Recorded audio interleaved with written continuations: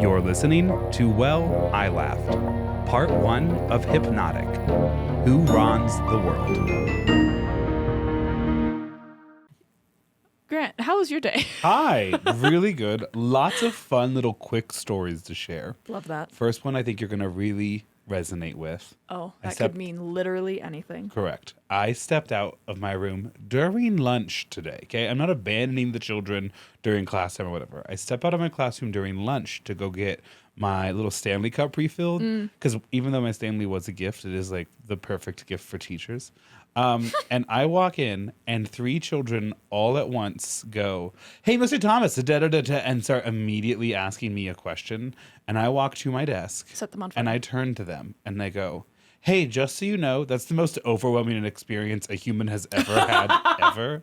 And as punishment, I'm not answering anyone's questions now for the next 3 minutes as I drink my little water and get on TikTok for a second. And I would encourage you to think about how you could most efficiently ask that question when I lift the embargo." Trump talking to other countries. And all 3 of the kids were like, fair. That was overwhelming. I have one other story, completely non-school related, that I think you are going to love. Okay. I think they're all going to love it. It's not school related, even though it sounds like it at the start. So you know how we're going on that. We're taking the children to the East Coast here soon. Yes. For the same trip that we did last year. Very excited about it. So last night, listener, we're recording this on a Monday. So Sunday evening, I'm at the grocery store picking up just the handful of provisions I need for the week. And I'm in the pharmaceutical section to pick up my little travel size toothpaste or whatever. Oh, right. Because a TSA agent once took a whole tube of Colgate out of my travel bag, looked at me and threw it in the trash. And it was so full, it had a thud when it hit the bottom.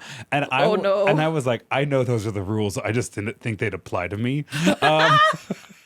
I've done that too. To be fair, I've made it a shocking number of flights with a full tube of toothpaste, and no one has ever stopped me until the one time that they did. Right. And so again, I think scot-free, right? So I'm not. So now I'm trying to learn my lesson. So I'm at the pharmaceutical section at the King Soopers in your neighborhood more so than mine. And I'm looking at the tiny little travel size things, because then I'm also like, well, what body wash do I want to get for the trip? Whatever. And there's been this other person in the pharmaceutical section with me. And you know how at this grocery store it's more of like a cave. Oh my God, it's one way in, one way out kind of thing. Worst thing. And I've definitely noticed him out of the corner of my eye. Right. Kind of hard not to notice this gentleman. And I'm sure he has a great personality, but I have lived in the city for a decade, so I'm not shocked at what I'm seeing. Sights. But I'm also not eager to run into this person in the middle of the night on the sidewalk, right? We're talking neck tattoos that come up to the eyeballs on both sides of their face. Something has to have happened where they're willing to get tattooed on their skull like that. Yeah. He is just clenching 4 rose stems in one hand. Not a whole bouquet, Banksy would just love a handful. that picture. Honestly, I'm kind of loving the picture, but it's also I'm tired and I have to work the next day and blah, blah, blah. Yeah. I'm trying to get on with my life. And I'm staring at the little travel things.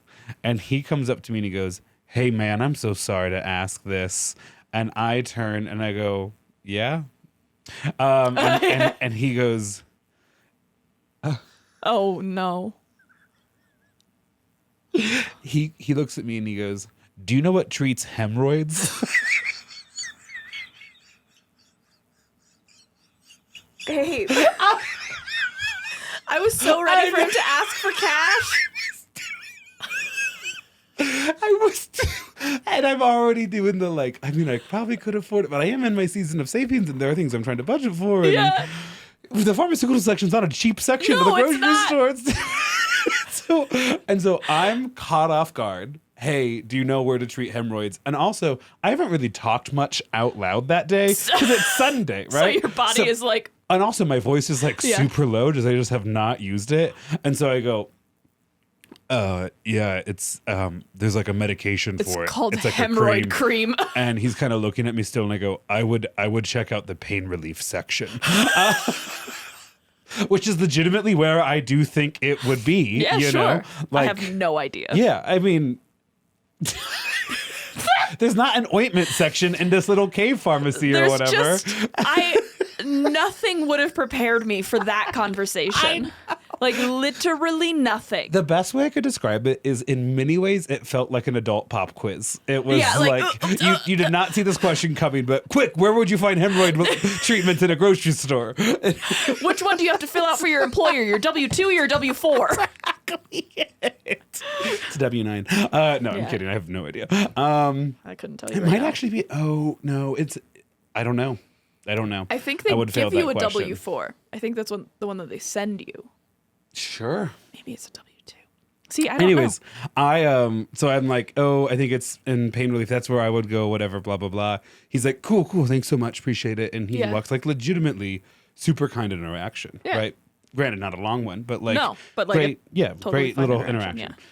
I grab the stuff that I need. I'm on the way out. I have to pass pain relief on my way out of this little cave. Yeah, one because way there in, is one way literally out. one entrance. They have built walls around it It's to make shocking. sure you can't go anywhere else. And as I'm walking out, I see this guy dutifully scanning the pain relief section, and the Midwest little Nebraska boy in me for half a second was like, you should stop and help him. And I was like, help him find his hemorrhoid cream? The way, if I was on the other way, I would die. I'd be so embarrassed. I would die. And then I'm now having all these questions as I really walk out, because now this entire interaction is living rent free in my head. Oh yeah. I'm like, is it your hemorrhoids or is it someone else's? And then I'm like, that's not one of those things you can give another person, right? Like, hemorrhoids is just kind of something you develop on your own. Could not tell you. Right, I couldn't either. And so now I'm like, oh, were those, I'm sorry, I gave you hemorrhoids flowers? Yeah. Or are they, I'm sorry, you have hemorrhoid flowers. And I'm not Googling any of it, you know? There are some things in my big years now, there are some mysteries I'm happy to keep a mystery. I just love not knowing that, you know? And also, now that every search that you do is AI, I'm like, I don't want to kill every tropical fish in the world to find out. You know that, right? Sure, okay. sure. Yeah, if I figured out how to use settings. But like, I don't want to kill every tropical fish in the world to find out if they were, I'm sorry, you have, or I'm sorry, I gave you hemorrhoid flowers. And I think the English language is beautiful in that way. Like, I come from my, like, super, like, kind of not uptight, but, like, definitely different job. That I'm there all day in this construction trailer. And then I come and sit down here with my little drinky drink, and my best friend is like, well, do you know where the hemorrhoid cream is? And do you get flowers if you got or if you gave? Like, what? Inquiring Midwestern minds want to know. We really are here just but for a moment. Because then I walked to my car and was like, oh shit, I haven't called my parents, and it's Sunday and it's like 9:20 now where they are. So I call them. And then they call me back like 5 minutes later, and they're like, sorry, we couldn't get your brother off the phone. And I was like, okay, so both Griffin and I forgot. Cool, good. Yeah. Griffin's on East Coast time, so he really forgot. And we chat for a little bit, too, and Mom and Dad find the story hilarious. And I'm like, and that's just my Sex in the City moment. I had a truly horrific date earlier today, and a man in the grocery store asked me where he could find hemorrhoid cream. And that's the most action you get in today. Because then I get in my car, and, you know, there's this, you can see the skyline from that, and I'm just like, wow. We really made it. Make it. We made it, Grant. We made it. What do you, listener? What do you say to that? Like, what am I supposed to? How do I interact with that? Like, yeah, I'm happy you're happy, dude. Jesus Christ. I'm going to get some mileage out of this story this month. I want you to know that I'm going to share this a couple more times. I want you to know I am usually prepared to rehear a lot of stories. Who doesn't love a meal reheated, you know? I have more stuff, but first, your words now. How's life for you? Your words now. I am just like, I think I'll feel a lot better once I'm back from my travels. Sure. This is the last time we're recording. For a while. For a couple weeks, I think. And like, because I go on that East Coast trip with you. Very excited that I get to spend a day with my aunt while I'm there. she was like, bring some walking shoes and like an extra bag so that we can go like on. I was like, You love to hear that when you're in the Northeast. I was like, I love you so much. And she was like, I'll pick you up and then we'll drive back to my place and then we'll get lunch and then we'll drive back to the city that you're staying in and then we can get dinner and we can really just play by ear. And I'm like, I'm obsessed with you. Have you just subtly been mentioning how much you've been dying to try lobster salad recently? Oh, I mean, she would if I wanted. I don't love lobster. Oh. I like lobster. Okay. So she doesn't know where the hemorrhoid cream is. Just No, so you know. I like lobster. That summer I was living in Rhode Island, I ate so many lobster rolls that I think my body was just kind of like, there is a diminishing returns, I think, on lobster that I think my body is just kind of, and then we went to like a bunch of lobster boils. And so I'm just like. But keep going with your New England plan. Yeah. Sorry, I just wanted to. We're going there and then we get back on a Monday. I'm here Tuesday. And then on Wednesday I leave for London. So. Yeah, you're going to be gone for a while. Yeah, I'm excited. I am also just like, it's not that I want it to be over. It's just that I'm excited to like feel like I'm in one place. Sure. Because then I don't leave until November. And again. you just had a big trip, very recently too. And then I was dog sitting last weekend, 2 weekends ago. Last weekend. I don't think it was know last where weekend. I am. Well, last weekend was technically like yesterday, right? Oh, shucks. Yeah. Yep, you're right. So the weekend before. Dog sitting. Oh, yikes. Oh, it was my friend Kelsey's birthday party, I guess. And they did she's a huge Swiftie. And so they did the eras of Kelsey. That's cute. And so everyone dressed up as a different era of Kelsey's life. And it was fucking hilarious. But someone dressed up fully as Dobby, like full The bald. elf? Oh yeah. Bald cap and like crazy ass like nose. Nice. I think I might have met my spirit like person. She also dressed up as Draco Malfoy, and they were showing me pictures of the party that they were at. It was like a book club party, and everyone else is like wearing cute little elf ears and like has all this like the headband jewelry. I think it was like just fantasy stuff, and she's dressed as Draco Malfoy, like fully committed to the bit. By the way, in the back, just like. If you start a podcast with her, that's how you met me. She was fun in a way that I felt like I could be silent with her in a corner and then occasionally comment on things. You were fun in the way that I was like, I could be silent for the rest of my life. Were you silent or were you silenced? Yes. Okay. During that story, you mentioned, like, you said the phrase, like, the summer I was out there or whatever. Yeah. And it reminded me a joke. Sorry, I've been, like, living and breathing a couple of speeches lately. Shocking. And they're fun. I'm, like, really excited about them. They're probably still in their, like, earlier stages, but I'm really excited about the ingredients, at least. We have one child who's talking about like algorithms and how it drives like media decisions. Right. And so their joke goes, and that's how we get things like the summer I turned pretty, or the summer I'm still pretty. The fall, I wasn't sure if I was pretty, and the winter of our discontent. Right? Now, wait a minute. That's really fun. I think that's really good, right? Now, wait a fucking minute. That was poetic as shit. I know. No, I know. That was so fucked up of you. And then we have another child. Obviously, I had a bit heavier of a role in this one. Yeah. But they're afraid. They say this to start off a paragraph. Men's monuments make me melancholy. Oh, that's nice. I know. Wow. Yeah, no, it's been a lot of fun lately. It's Wow. also been so overwhelming. But it's also been really fun. Okay. I was at a Michael's craft store about 45 minutes ago. Yeah, that's so fair. Oh, sorry. Go for it. No, speak your truth. No, I don't have a truth. Okay, Michael.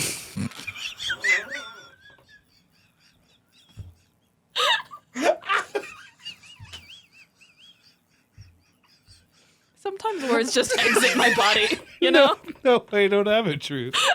NPC level shit right there. Oh, crap. Okay, hold on. Well, so my truth, we're going to get back to Michael's craft store in a second. My truth is I still haven't picked my topic for Hypnotic.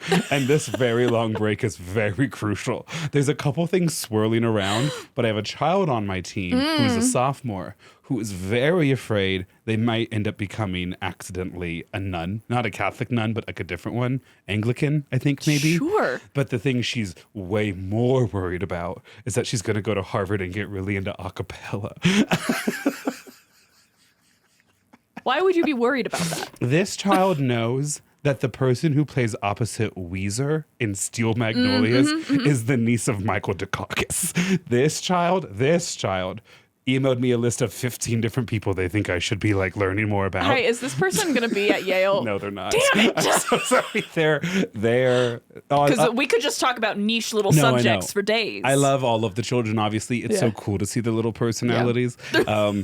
This one's I've never taught this personality before. It's is new this to a freshman? me. Sophomore, but they would be still pretty new to you. So, anyways, I'm gonna pick something from that list of children of people that child emailed me, or the like one that's kind of been on the back burner. That's like the real history mysteries. How do we not know more about it? I was on the walk today, and I was like, Grant's gonna make the loosest ass connection to Hypnotic that I have ever heard in my life. He's gonna be red stringing for half the episode. Okay. Michael's Craft Stores. Michael's Craft Stores. I'm there to buy school supplies for the speech and debate team. Those of us who coach speech and debate, you know how awful it is to make informative visuals. And so I'm just like, where's your rubber cement and also your Velcro? And I need boards. I need hands. And as I'm walking around, first off, there's like 20 people in that store. That store's always full. Yeah. I would go there in the middle of the day when I was working from home, and I'm like, what are you doing? What am I doing? Right. No, exactly. Yeah. Exactly. But out of those 20 people, for the first time ever going there, there's like 2 women. It's like 18 men just mingling. Whoa. It felt malicious. What happened? I was part of that equation, and I was like, I gotta get out of here. Something and like someone with like a huge like vampire core like wooden rosary necklace, and another person whose hat was not on their head but just above their head. Hate that. That's but my then biggest off pet peeve. kilter a little bit. No. And I'm just like, what is that? What is that? Like, I don't believe in eugenics until someone starts wearing their hat like that. Holy fuck. What is this, Fox News? I'm sorry. Okay, eugenics is definitely an over-exaggeration, and I did it for the bit. Don't come at me. Stop wearing your fucking hat like that. Because it's actually harder to keep it on. It squeezes your head in a weird way. And like it makes your hair look like absolute shit. It defies the laws of like design and fashion of like symmetry. It also makes you look bad. Yeah. Like, I'm sorry. So I'm witnessing all this and losing my mind because I've now been at that store at least 3 times a year for like a decade, and I cannot find the Velcro. Yeah. So I have to ask an assistant, and hard. she's like, follow me. And we go to this like Toad's corner of the store. They put stuff in the weirdest place sometimes. Yeah. I'm like, why would I have checked picture frames to find Velcro? Why would I have been? Be so for real with me right now. Why would ribbons and Velcro be at the end cap facing the wall in a corner that's predominantly for wooden picture frames? Yeah. Yeah. Sure. Exactly. Yeah, I have no idea. I have just but one more story. Excellent. So, do you have anything you want to say? Have you discovered your truth in the last 3 minutes or so? No. Hey, I don't know why you think I have. Let's. Yeah.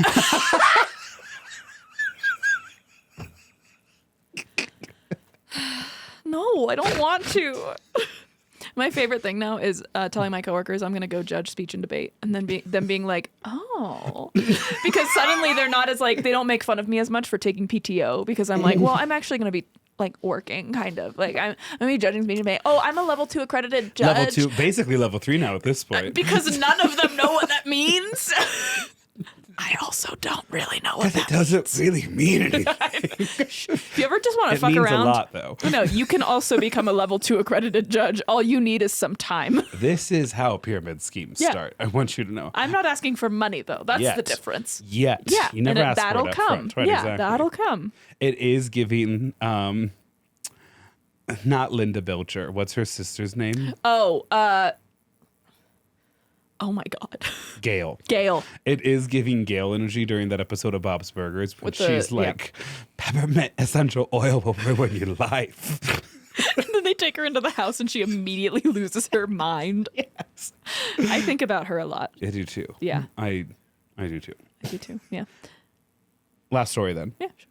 I mean, unless I No, can you're save good. it. Okay. Yeah, we're fine. So I have a new silly little gay book that I'm listening to, right? There's 2. One is written from an Australian author, and the 2 characters are Australian.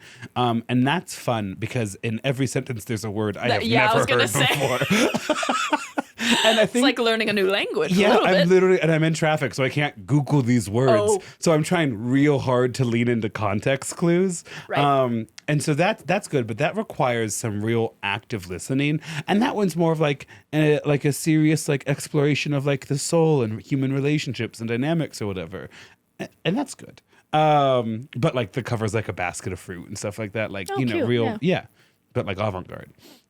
So then the other one that I started, Okay. it's like, you know, the kind of book that's like MLM romance tag, and it's just two. Oh, yeah. Like it's a cartoon drawing, not cartoon, but like an animated yes. drawing. That's on the front. Yeah. Right. That's just here's what these two characters Actually, look like. Those books, I've read them and I do think they're good. They do give me the ick a little Yes, bit no, on first 100%. glance, like every time. They yeah. give me the ick, and also they're like a little too formulaic for me now. Yes, Sometimes, yeah. not like I'm an advanced level 2 accredited reader or anything. I mean, basically. I have a master's degree. And so like sometimes I have a really hard time listening to those books if like their biggest issue is like, and I'm working on my self-esteem, which is hard in the gay community. I'm like, I need to speed I've this seen this up again. a little bit. Yeah. Yeah. But it's like, you know, I got to read queer literature because it's like nice to read perspectives that include your life, blah, blah, blah. Right. So Crazy. I'm reading this one, like, not necessarily excited for it, but like it's going to be a nice little brain break from this other one that Right. I'm working on. And this one, the main character, it has not yet switched POVs, Okay. is a cop investigating a murder. And I'm hooked. in a way I have never been before. I'm like, well, who is it? Because you are right. The most obvious suspect is also clearly the developing love interest. Yes. So it can't be. But what if it is? What if it is? What if the trope's forbidden love? And I'm like not checking any of like the I need to tags or start anything. murder mysteries again. I didn't know I was so into them. This is like the first time I'm like, now hold on now. I did a whole Agatha Christie I was gonna episode say, a year and I a have half some ago. recommendations for you. They're not. There's like almost no romance. I actually in them, don't but they're know if I so really good. need it. Every time he's like, and then this person who just looks so good today. I'm like, he could have killed somebody. You don't know shit yet, you know? I actually think it maybe Have was, you read the book Gone Girl? No, I've seen the movie though. The book is Better, sure, but I feel like I kind of know. I need something yeah, that's but there's gonna surprise another me. author or another book by that same author. Okay. And then there's another one. They have two very similar titles. One, so I can't remember which one is that author, but there's the girl on the train or the woman on the train and then the woman in the window. Okay. And both of those are fucking crazy good. The one with the person on the train is like that one's so interesting because it's an unreliable narrator. Yes. And So I don't yet Yeah. think this is an unreliable narrator. Yeah. It's a little cut and dry in that Yeah. way. But I will say this because it's like police detective and like Yeah. murder mystery. There's a lot of last names which don't register as names in my head. No, They'd be never. like, so there I was talking to Warner and Bohawk, and I'm like, who the fuck is that? I don't know these people, and it's like they're the second lead in the book, and I'm like, they could be walking down the street, wouldn't know a thing. Sorry to that man. Like I have no idea. I you feel know? that so deeply. I don't know what formula white people use of like, how do I know when you go by your last name? Specifically white cis men. I don't understand. Some of you go by last name, some of you, and sometimes I'm like, maybe it's because you have a really generic first name. Nope. Sometimes it's just for fucking fun. Like I don't know. And sometimes it's like a shortening of your last name, and I'm like, because that's so funny. Because Jacob, we called him Bohawk. Yeah, because for there's so another long. Bohawk. No, because there's so many Jacobs. oh, Jacob. Sorry, because there was another Jacob. yeah, is what I yeah, meant to say. yeah. No, here's the thing. I'm now getting a lot of my students to call me just Grant. Like that's easier because the children have to email me quite a bit, and they never know like what to call put you? it. Yeah. But yeah. So, anyways, Murder yeah. Mystery is in right now, big time hot. Are you reading much, or are you mostly doing audiobooks? I have read a lot of student writing. Okay. I read, let's go ahead and put up a number. Maybe it's fake. I probably read like 5,000 words a day Yeah. at work. Yeah. And so when I get home, I'm just like, put it in my ears. Put it in my ears. My eyes are tired. And they're going. And they're going. If I can find that book, I'm gonna give it to you or lend it to you, and then you It's can gonna need just to be audiobooks. So just go ahead and text me the title, and I'll try to get it I'm on just gonna Libby. put it on there, and then you can use that as a reference to whatever you need to look up, and then give me the book back because I'm not gonna remember Beautiful dream team. any of this conversation. That kind of feels like your truth. Interesting. We got there. We got there. Hey, do you want to start today's story? No. Oh, okay. Let's. God damn. Okay.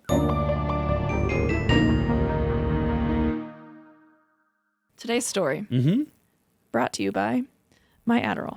All right. Anyway, first of all, announcements. Grant and I are going to go on holiday break. Before you panic, we're still going to release something during those weeks, but we're not going to release any new episodes between January 7th and January 21st. And we're trying to figure out what episodes we should reminisce on and relive. And so if you head to our website, at the top, there is a link for a Google form where you can vote what episodes you would like to see re-released. And yeah, it'll be really fun. Haha, that's all I had for that. Great. Amazing. Okay, I need to decide if I want Announcement. to do this now. Turns out it was It was one just singular one announcement. Well, there was an announcement, holiday break, announcement number 2. True. We need to vote.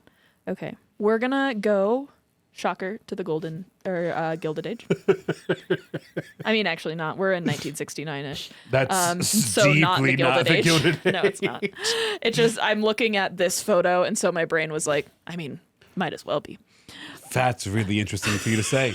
You just said something that, for me, and the curse of my history degree, It's not is really true. It's interesting. factually untrue. I fully get it.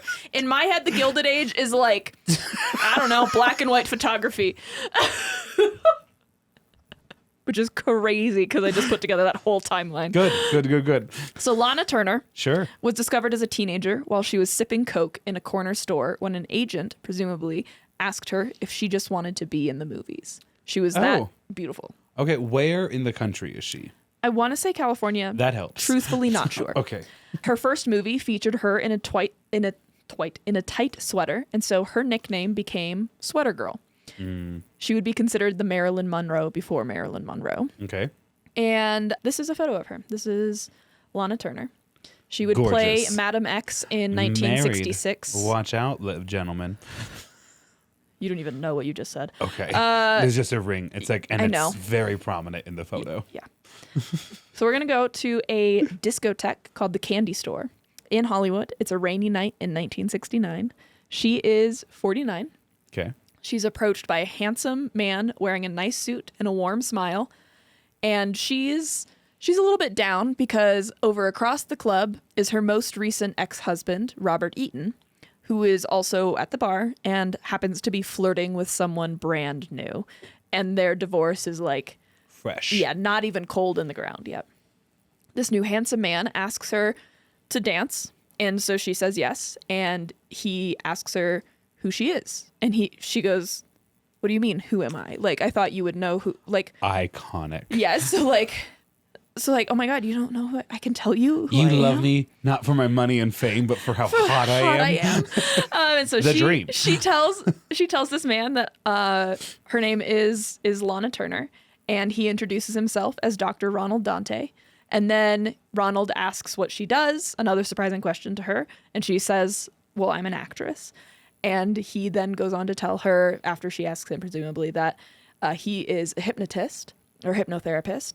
And he regales her with stories of being like a stage hypnotist, a performer. Sure. And the powers that hypnotherapy has. For example, like helping with drug addiction, eating disorders, smoking, anxiety, sleeping disorders, and stuff like that. Okay. All very true, by the way. From Lana's autobiography, she said, quote, he had a persuasive voice and strange, compelling eyes. So they exchange numbers. She's like, not smitten, but she's interested, you know?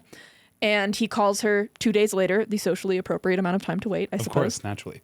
Yeah, and he picks her up on his motorcycle, which notably has no room for a chaperone. Wink. And Isn't she 49 years old? yeah, but I mean, Okay. it's not like she's like, oh, my friend's going to come. Or Right. Just enough for them to snuggle up next to each Snuggle other. up, yeah. He was unlike other men, and she was expecting him to like go all out, you know, and try and impress her. And instead, he takes her on a date to Malibu Beach, and he takes out a kite, and they have like just a very charming date, That's flying adorable. kites, yeah.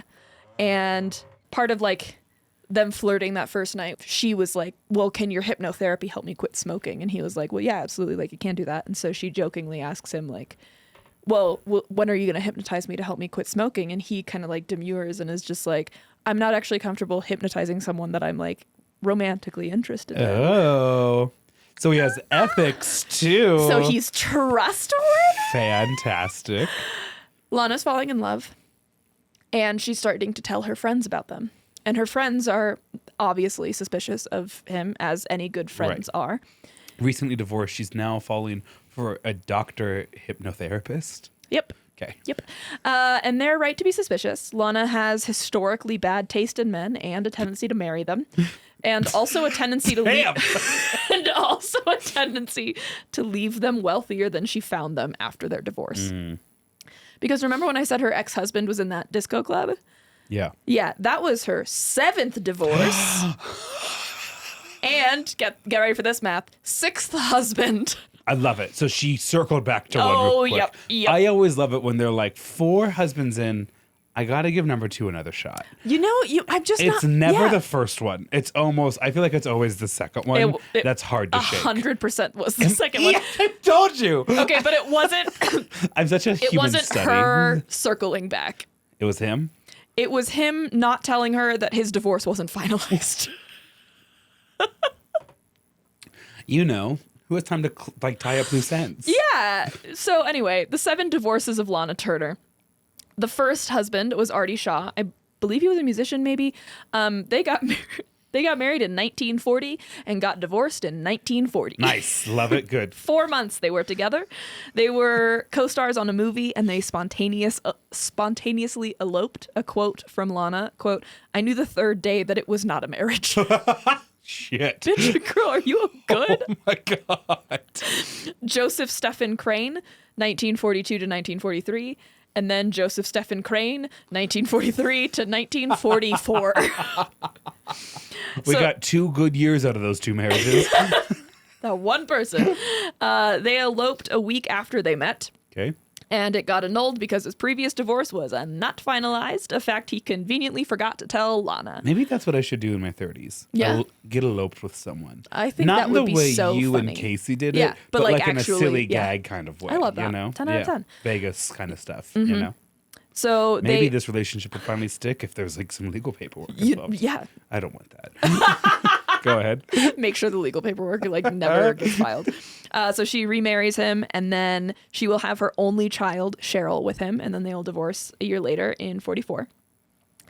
Henry J., aka Bob Topping Jr. What the fuck kind of a name is that? I've seen that movie.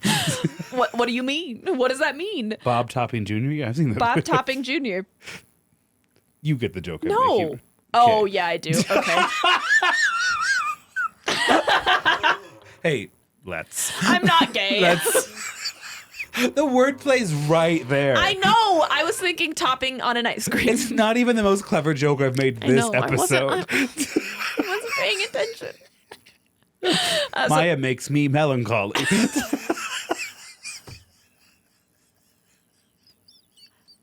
Careful. It's a callback. I hate you. God. Okay. Henry J. Topping Jr., 1948 to 1952. Solid 3-4 years. The brother of the owner of the New York Yankees, and reportedly was a very nice guy until he drank. And so they divorced. Lex Barker, 1953, so literally a year later, to 1957.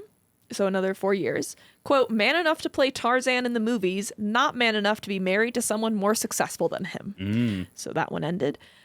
Johnny Stompanato is not a spouse, but a partner. And they were together 57 to 58. And his death ended the marriage, or ended the relationship. And it was dramatic. So there's that. Fred May, another spouse, 60 to 62. And then Robert Eaton, 65 to 69. And that's the most recent one. Their divorce happened in April of 69. And we're in 1969. Okay. So her friends are trying to suss out exactly who Ronald is.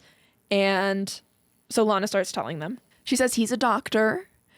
He was in the Marines. He's an author. He studied in Singapore to get his doctorate. And he started his hypnosis show in Chicago and then eventually moved it out to California or LA. And one day, while picking Lana up on his sweet ride, Ron accidentally leaves a briefcase somewhere at Lana's place. And when We don't know if anyone went through it, but we do know what was in that briefcase because it was all of the information on his bank accounts and legal holdings. What? He's just carrying that around with him? Maybe it was like coming from somewhere. Why doesn't he just download the Chase app? Fair enough. Banking on the go. Sponsor us. And so what we think happened is that someone certainly did rifle through that briefcase because after that, Lana's friends did not have as many qualms with him anymore because they were like, oh, he's not just after you for your money. Interesting. You might be after him for his money. Interesting. I like that. So May 9th, 1969. Remember, we're clocking that. Their divorce was April, and now it's May. May 9th. Yeah. They get married in Las Vegas. Less than 3 months after finalizing. So I think they must have met before the divorce was completely finalized. This is 2 pictures of them. The second picture I just think is funny. So just look at this first one first. It's just blurry, and that's what I got for the second picture. I love it. I know. They're iconic, right? This is the dream right there. That coat, those glasses. Yeah. Can I scroll? Yeah. Okay. This is also great, but she looks great without the glasses. He does not. He looks tired. He's got, there's just something going on with those eyes. She looks iconic though. She does. She looks fucking iconic. His face looks like mine in 10 years. Like it's gonna all be like set. I think it's like the Flash that also really did him dirty in this particular photo. But you can see where this match potentially came from, I guess. So they're married. So their relationship is really busy because Ronald is doing shows at night and then she's shooting during the day, and so they don't get a lot of time together. They often hang out in each other's green rooms, and that's when they get to spend time together. She goes to his shows. He always like does that cute thing where he was like, and my wife is in the back. It's like very cute. Yeah, and she like waves like a queen. And then they also start getting some speaking engagements together because obviously they're like a hot Hollywood couple, and Lana was effectively a sex symbol for like a lot of her career. So on a night out in San Francisco in '69, after a speaking engagement, they go out and paint the town red. Their speaking engagement ends when the bars are like really popping. Amazing. They go to a bar called Pinocchio's, which is a gay club. Lana's invited on stage by one of the queens. She sings a song. She fucking kills it. They then go flamenco dancing. And then they go to a Moroccan club to like close down the bars. But the night's still young for them. So they're like, let's go back to the hotel. They're in their late changed. 40s, early 50s. Yeah. Amazing. It's crazy what Coke in the 60s could do for you. You know? For real. And so Lana's like, I want to go back to the hotel and change, and also I'm kind of hungry. I kind of want a sandwich. And so the event organizer from the speaking engagement, I think, is with them, and he offers to go get a sandwich for Lana and for like the crew or whatever. And Ronald is like, no, I'll come with you. And Lana's like, oh, maybe he's going to like pay for the sandwiches. And then the team that's back at the hotel gets a call from that event organizer, like maybe 20 minutes later, something like that. And he's like, Ron's gone. And they're like, what do you mean Ronald's gone? The husband of Lana is gone? Where did Ronald he go? Dante is gone? Yes, is gone. So at some point when the limo stopped, Ron just got out and walked away. Turns out Ron was tired of living Lana's life. That is the most you-coded thing. Yeah. Listen, that is all of my friends being like, I'm going to go get some water. I'll be right back. Hey, I stayed with you that time. Sure, that one time. Meanwhile, I'm watching all the little Find My Dots scatter from Trax nightclub. Liars! The more you lie to me, the less I'm going to let you out of my sight. I just want you to know that. I just want you to know I would literally never leave without saying goodbye. You could not force me to stay because my Uber's on the way. That's so true. That's so true. So Ron's tired of living Lana's life, tired of being chauffeured, tired of never having to work for the things that are given to him. He's kind of had to claw his way up in his career, and he just feels like, I mean, literally she was drinking a Coke when someone like offered her this job, and now she's a movie star, right? Sure. So I think he's kind of tired of like that whole vibe. And so honestly, he got what he wanted out of this relationship with Lana. Which was? A ticket into Hollywood. Okay. Yeah. And so Lana gets back to LA like the next day or a day later, and all of Ron's things are gone. His motorcycle is gone. He has left. All that's left is a note that he wrote, I believe, on a typewriter that says, "It's obvious you have your things to do and I have mine, and I have to keep doing them." I've only been broken up with like once or twice. That was more dramatic than that line. Yeah, I'm like, what does that? Okay, I don't even know what that means. So you might be asking, well, does Lana think that marriage was a mistake? And I'll tell you, because she was asked that in an interview. Great. And does she several think years that marriage later. was a mistake? And she says, oh, total. I wish I could prove that he hypnotized me, but I have no way of doing that. At least that would give me a reason for doing such a dumb thing as marrying him. That's fantastic. And then another quote, just kind of unrelated, was, my goal was to have one husband and 7 children. And it turned out the other way around. Wait, that's great too. Although 7 children, nightmare fuel. Well, now she has 1 child and 7 husbands. Right. So the craziest thing that Ronald did to Lana is that she became celibate after this.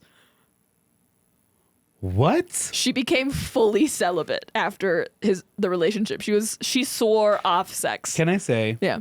That's the kind of stuff you go through when you're definitely the hotter one in the relationship and you still get broken up with. You're like, well, what's the point? Right. Like, I've humiliated myself. And I'm going to now pack up this entire show before I figure out who gets to see it again. Needs to stop. Yeah. Celibate for the rest of her life? I believe so. Crazy. She was the 7th and last husband of Lana Turner. Okay. Yep. In divorce court, he tried to get more money out of Lana by presenting a fake prenup. Don't worry, it was thrown out. He also wanted the right to use her name and likeness for various uses, aka ads for his show. Right. And that was also thrown out, but don't worry, that does not stop Ronald. Okay. Turner discovered Ronald had stolen $35,000 she had given him for an investment. I believe like a few days before he dipped too. Don't cite me on that. That could be wrong, but I read that somewhere. I mean, their entire relationship was a handful of days. It was a little less than a year, I think. Yeah. In addition, she later accused him of stealing $100,000 worth of jewelry from her. That totals $1.1 million in the year of our Lord 2025. And she was awarded $25,000 in damages from Ronald. The thing with the jewelry is she gets back to the house, discovers everything is gone. And, oh, wait, no. It's like months after he's already left her, he calls her and is like, hey, I just like miss you. And I just like wanted to hear your voice. And so they chat, they like catch up for a little bit. And he's like, just a quick question. You're in Palm Springs right now? Did you say that? And she was like, yeah. And he was like, well, how much longer are you going to be there? And she was like, I don't know, like 4 or 5 days. And he went, great, thanks.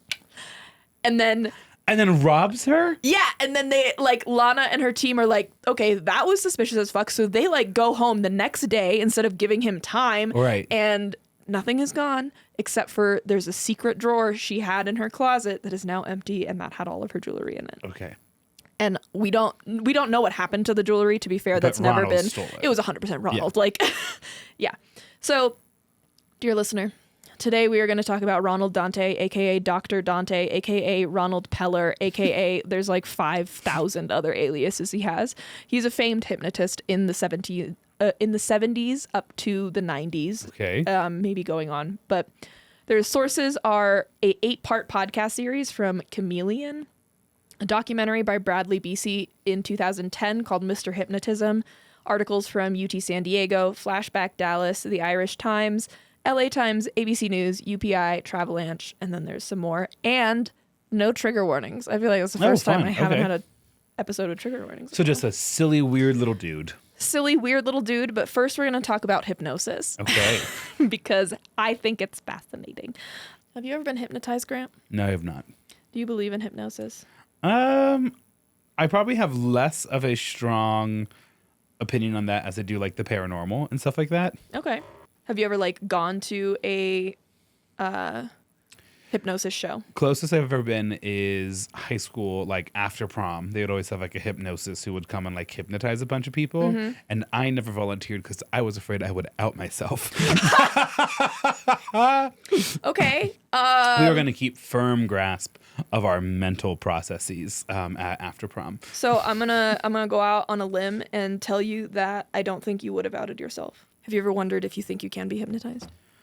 It is truthfully not something I have spent like a lot of time with. I know a couple people who've gone to hypnotherapists to help with things like smoking addiction. Mm-hmm. But other than that, no. Like, you want to do a couple tests? Sure. Okay.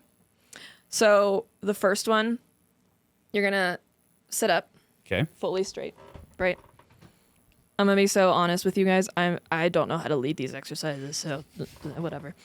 Sit Can't up wait for you to cause permanent damage. fully straight, both feet on the ground. You're going to sit up, like not leaning back on this if you can. Okay. And then close your eyes. I might fall asleep. I want you to know. It's the long work day. Okay. Eyes are closed. You're going to put both of your arms out in front of you as much as you can. Here. Ooh. There you Okay. go. Yep. And kind of lock out your elbows. Right. Okay. Now you're going to let your hands face each other. And you're going to imagine that you're going to put your hands what you think is about 6 inches apart. And you're going to kind of imagine that there's a magnet in between your hands. There's a really strong magnet, but you're just kind of focusing more on the sound of my voice and the feeling in your body. And there's a really strong magnet, and the more you try and pull it apart, the stronger it feels that it's pulling itself together. And now we're adding like a strong rubber band around the outside, and you are pulling them in, and you're trying to push your hands out, and you're trying to push your hands out. But no matter the more you push out, the stronger they become to pushing your hands in and pushing your hands in. And there's a magnet that's pulling them in. Now open your eyes. Your hands moved in like a tiny bit, but not a Great. ton. There's a bunch of others that... Did you change the lighting in here? No, I sure didn't. I'm a little tired. I'm like, it's very yellow all of a sudden.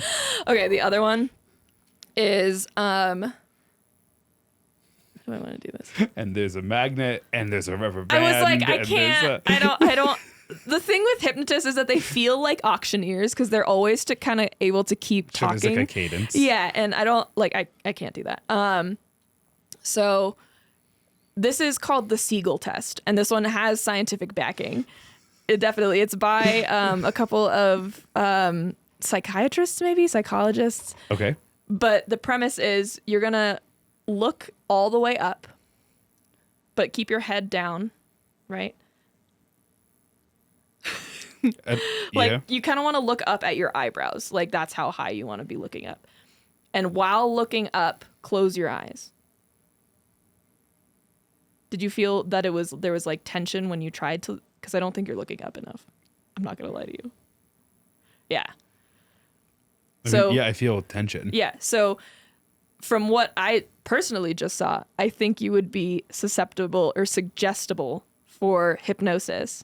The idea is asking you to do that is like completely counterintuitive to what the human body is physically capable of doing. Right. The other You're version, pulling your skin up instead of down. the other version of it is more of a trick, but the trick version of this is that you have them close their eyes and then you tell them to like look at your finger, right? But their eyes are closed, so they're just kind of like imagining where your finger is, and then you put your finger here and then ask them to look at it. And then slowly move your finger up and ask them to look at it, and then ask them to open their eyes, and they won't be able to. And everyone's like, "Oh my god!" I'm Yeah. sorry, I forget we're not supposed to do Yeah. that. Gross. Sound of gross. And so then you like remove your finger, and then they can open their eyes again. There's a bunch of little tests like that. There's another one where you like clasp your hands and then like pull your arms all the way out, and you like can't pull them farther apart. Yeah, if you lock out your elbows, and then like. They just tell you like, okay, and pull your hands apart. It's like, it's counterintuitive, especially if you're doing like the hypnosis part of like the speaking of elements of like getting them to press their palms together. Sure. Because you like want to press in or like grip each other's hands, but then the like more you grip, the harder it is. I don't know. So anyway, that's all fun. I'm not gonna lie, the presence of a microphone crane in front of me That's does why I add an figured it element. wasn't gonna. So hypnosis, did you know, used to be used as an anesthetic for surgery. Oh, okay. That's Wait, that's really? a horrifying fact to me. Can you give me 3 more sentences on that? That's all I knew about that fact. Okay, 1 second. then. Yeah. I have a child doing a speech this year on anesthesia. Seriously? Yes. Yeah. If you don't think I'm not Oh, yeah. immediately adding this to my notes. Yeah, you should. And now comes the fun part of, God, how do you spell the word anesthesia? I know how to spell anesthetic because I have it written down. You don't need to show off. Well, I have it written down. It's not that I can spell it. While you're doing that, there's a couple words that I'm going to define. So induction and priming.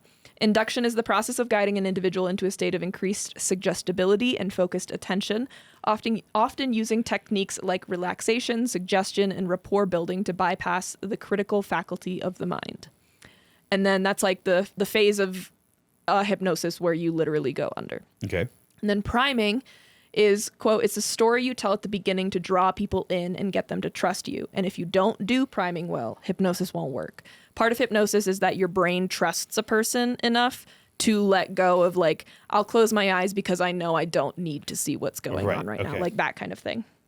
Hypnosis doesn't have to be on a stage getting hypnotized for a show or even on a couch by a therapist. A 2019 article shared by PubMed by Anne Williamson defines it like this. Quote, hypnosis can be seen as a waking state of awareness or consciousness in which a person's attention is detached from his or her immediate environment and is absorbed by inner experiences such as feelings, cognition, and memory. Hypnotic induction involves focusing of attention and imaginative involvement to a point where what is being imagined feels real. By the use and acceptance of suggestions, the clinician and patient construct a hypnotic reality. Everyday, quote, trance states are part of our common human experience, such as getting lost in a good book, driving down a familiar stretch of road with no conscious recollection, when in prayer or meditation, or when undertaking a monotonous or creative activity. Our conscious awareness of our surroundings versus an inner awareness is on a continuum, so that when in these states, one's focus is predominantly internal, but one does not necessarily lose all outer awareness. So if you ever read a book and you can see what's going on, congrats, you hypnotized yourself. Oh, fun. Okay. Yeah. Hypnotherapy works because when you're in this state, suggestion and unconscious processing and access to mind-body links are more effective. Hypnosis does not make the impossible possible, but it allows patients to believe and experience what might be possible for them to achieve, kind of like an amputee, like seeing a reflection and thinking that that might be their other leg. Yeah. For example, it can be used with mental health disorders. Like if you're anxious and someone's like, well, just stop being anxious, that's not gonna fucking work. Right. But if you're in a state of like deep relaxation and you're able to talk through what's making you anxious and why it's making you can kind of reroute and stop feeling as anxious. Hypnotherapy can kind of break the cycles of mental health. It's kind of like the difference between verbal and nonverbal communication and intentional versus involuntary responses.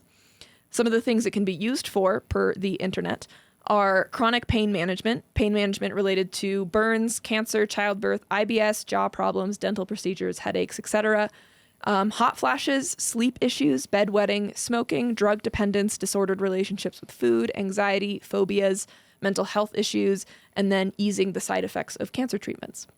Oh. Yeah. Quote, when patients are highly anxious, they're operating at an emotional level rather than a cognitive level, and one can engage and direct their creative imagination towards what is useful for them.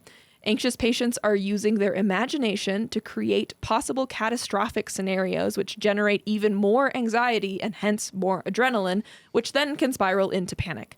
Patients may feel that they are being overwhelmed by their emotions, but if the health professionals can engage their attention, direct their imagination to feeling calm or to re-experience some positive past experience or activity and give positive suggestions, then the patients will start to feel calmer and more able to cope. While you are under hypnosis, just so you and everyone else knows, you are never out of your own control. When you watch a So I'm never going to out myself? No. Basically what's happening is like you're still aware. At least when I got hypnotized, I was still like relatively aware of what I was doing, but like I just didn't care, to be totally honest. Like it's almost like pushing the blame onto somebody else. It's like, I'm going to do this fucking ridiculous ass thing because this guy that's up here told me to. Right. And I feel super chill right now. When you watch a hypnosis show, the people who are up there realistically are never doing anything that they wouldn't normally do, because the second a hypnotist asks them to do something that they don't want to do, or their brain is saying, no, that's not normal for us, they'll come out of hypnosis. Gotcha. Yeah. I always wondered a little bit, like at my high school at post-prom, hypnotists always did it like on the theater stage at like a certain time. So I was always wondering how much of it was like social pressure to like keep doing it versus like so those tests that we were doing, a lot of times they'll do that before to be able to pick in the audience who is, and they can tell who is not hypnotized when they're on stage, and so they'll weed people out that way too. Okay. Yeah. Some people experience some memory loss when they're hypnotized, some people don't. I don't know. can be really relaxing. There are some comparisons between sleep and hypnosis for like brain waves, I think I saw. Obviously, not everyone is going to get the same things out of hypnotherapy. Pop culture has caused a lot of people to be skeptical, and there's a lot of health professionals that just don't even want to go there. But a fun study that I found, in a randomized control trial, 200 breast cancer patients received 15 minutes of hypnosis, and those who got that hypnosis session showed reduced medical costs after surgery. Oh, interesting. Which I thought was crazy. Anyway, just a quick little side tangent in hypnosis, just to show you that this man is not all con, you know? So, Ronald Dante. Let's get into it, shall we? Ron the Con. Ron the Con.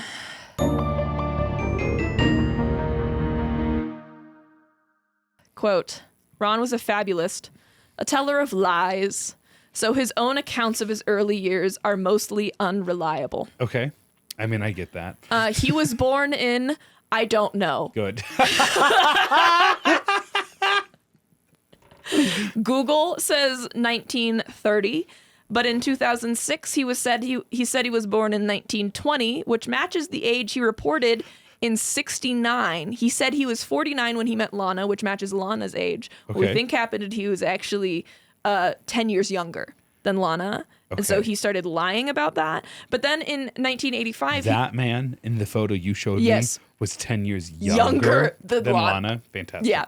In 85, he said he was 57, which would then put his birth year at 1927 or 28. And then in 2003, he said that he was 73. And then in 2004, he said he was 74, which would put his birth year at 1929 or 1930. So he could have been born anywhere in that decade. Okay. We have no idea. As far as his childhood, he told Lana he was born and raised in Singapore and gotten a doctorate in psychology from a university there. I kind of love back in the day when you could just be whoever you wanted. You could just say whatever the fuck you wanted. What are you going to do? Call up Singapore University and find out if I have a doctorate or not? I'm lying. Yeah. Yeah. Okay. In 2006, he then told people he was raised in Malaysia. He also claimed that his mom, dad, and sister were murdered by insurgents. That's not true. When? Yeah, I don't Okay. know. When he was young, I think that would have been around 35 or so. He said that he somehow ended up in an orphanage in Chicago, which I'm like, Malaysia to Chicago doesn't, whatever. Right. He's with his older brother, Marshall, around 35. They then leave the orphanage. As in 1935? 1935. They leave the orphanage then when Ron is about 11. Because it was Depression era, so no one was adopting anyway, and the orphanage wasn't treating them well, according to him. According to him, he made his way by buying cheap watches. Oh, sorry. They left to become street urchins. That's a direct quote from multiple sources. It's a hard knock life for us. Ronald. According to Ron, he made his way by buying cheap watches for about $2.99 and then tricking people into thinking that they were actually expensive, but they could buy them for this really great deal because all of the parts were stolen, which then means they can't really report it to the police. So he was saying that they were worth $150, but selling them for $25. And so he made a fuck ton of money like that. Because he bought them for $3. Yeah. When I was in high school, back in 2010, our business teacher would wheel in one of the giant television carts and would pop in, I think it might have been DVDs by that point. Okay. DVD copies of this show on NBC called The Apprentice. Are you familiar with it? The one our commander-in-chief used to host? Correct. Nothing but respect for my NBC Dateline show host or whatever. Here's the thing. It was before, I mean, he was kind of getting to birtherism, but like it would really take off like in his second, in Obama's second term, and which starts in 2012. And also like, you know, curriculum, especially back in those days, moved a little bit slower, right? They had worksheets for this season or whatever. Yeah. All of this is to say, I distinctly remember one of their early seasons, one of the early episodes we watched, all the contestants had to sell lemonade on the street. And so, I'm obsessed with that. They were trying to do like $1.50, right? This is pre-inflation, obviously, right? And they're trying to see who can make the most money. And one guy, so annoying, spiky hair, 5'8". Oh, I hate him immediately. He tried to sell a cup of lemonade for $1,000. I think he was essentially selling media rights to be on the show. He was like, buy this cup of lemonade for $1,000 and we'll interview you. And you'll be on the show. No one ended up buying it, but this was back when Donald Trump would go, "You're fired," right? Yeah, or whatever. Yeah. I hate to say, the show itself was watchable. Now that we know what's behind Donald it, is you're just like, cunty. yes. Like, he needs to be a drag queen hosting Correct. RuPaul's. The things he say don't make sense in any other Right. context. He's a mean, vicious fascist Yes. who's destroyed so many good things in this country. But in 2010, The Apprentice was at times watchable. And I think you guys know our politics. We have enough of our runway. We're allowed to say that. Yeah. Check out last week's episode on the death of political activist Charlie Kirk to get a temperature gauge on this. But what I'm trying to say is, I remember watching that show and being like, that man's an idiot, but he's right. If he had sold one cup of lemonade, he would have won the challenge. I know. I was and like, it's well, 100% giving that. Yeah, no, because Donald was like, I'm not going to fire you. It was a dumb thing you did today, but I saw the vision. He would get eliminated mid-season because that contestant was the villain. And also, shout out back to 2010 when high school curriculum could just be, here's something on TV. We're going to watch it in entire class. season. Yeah, 100%. I watched the final. I'm obsessed with that. What a great actually. schooling experience. I'm jealous. Okay.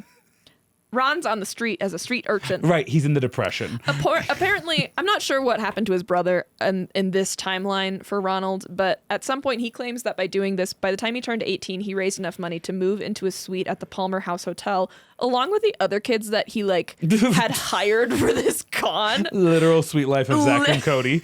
Literal fucking the He-Man woman haters or something, little rascals. Okay, actually, just forget everything I just said because he was just born and raised in Chicago. He had a very Singapore? Yeah. Orphanage? He said he had a sister that died. He never had a sister. The brother was real, Marshall. His mother was very much alive at this point. Okay. And I'm not sure about the father, but I think the father was also alive. There was census data of showing that, which I think is honestly so funny. Don't hate the player, hate the game. Yeah, he was like, my past is boring. Let's create a new one. Spice it up a little bit. Allegedly, while him and Marshall were living on the streets, Ronald got the consumption, the tuberculosis. And back then, this is a death sentence. Right. But don't worry. A street hypnotist that was living homeless or unhoused saved him using hypnotherapy and then taught Ronald how to do hypnotherapy. I've literally seen this movie before. And then his career took off. It's a beautiful story, but he's the villain. It's a beautiful story. What is this? What is this? Okay. Every story, dear listener, that you hear tonight, take it with a grain of salt. Because here's another unverifiable story that he has told. That's in several newspapers, by the way. There's not a lot of modern information about Ronald Dante. Sure. There are more than one article about this specific story that come up when you Google his name. It's fucking crazy to me. He says that he was in Dallas in 1963.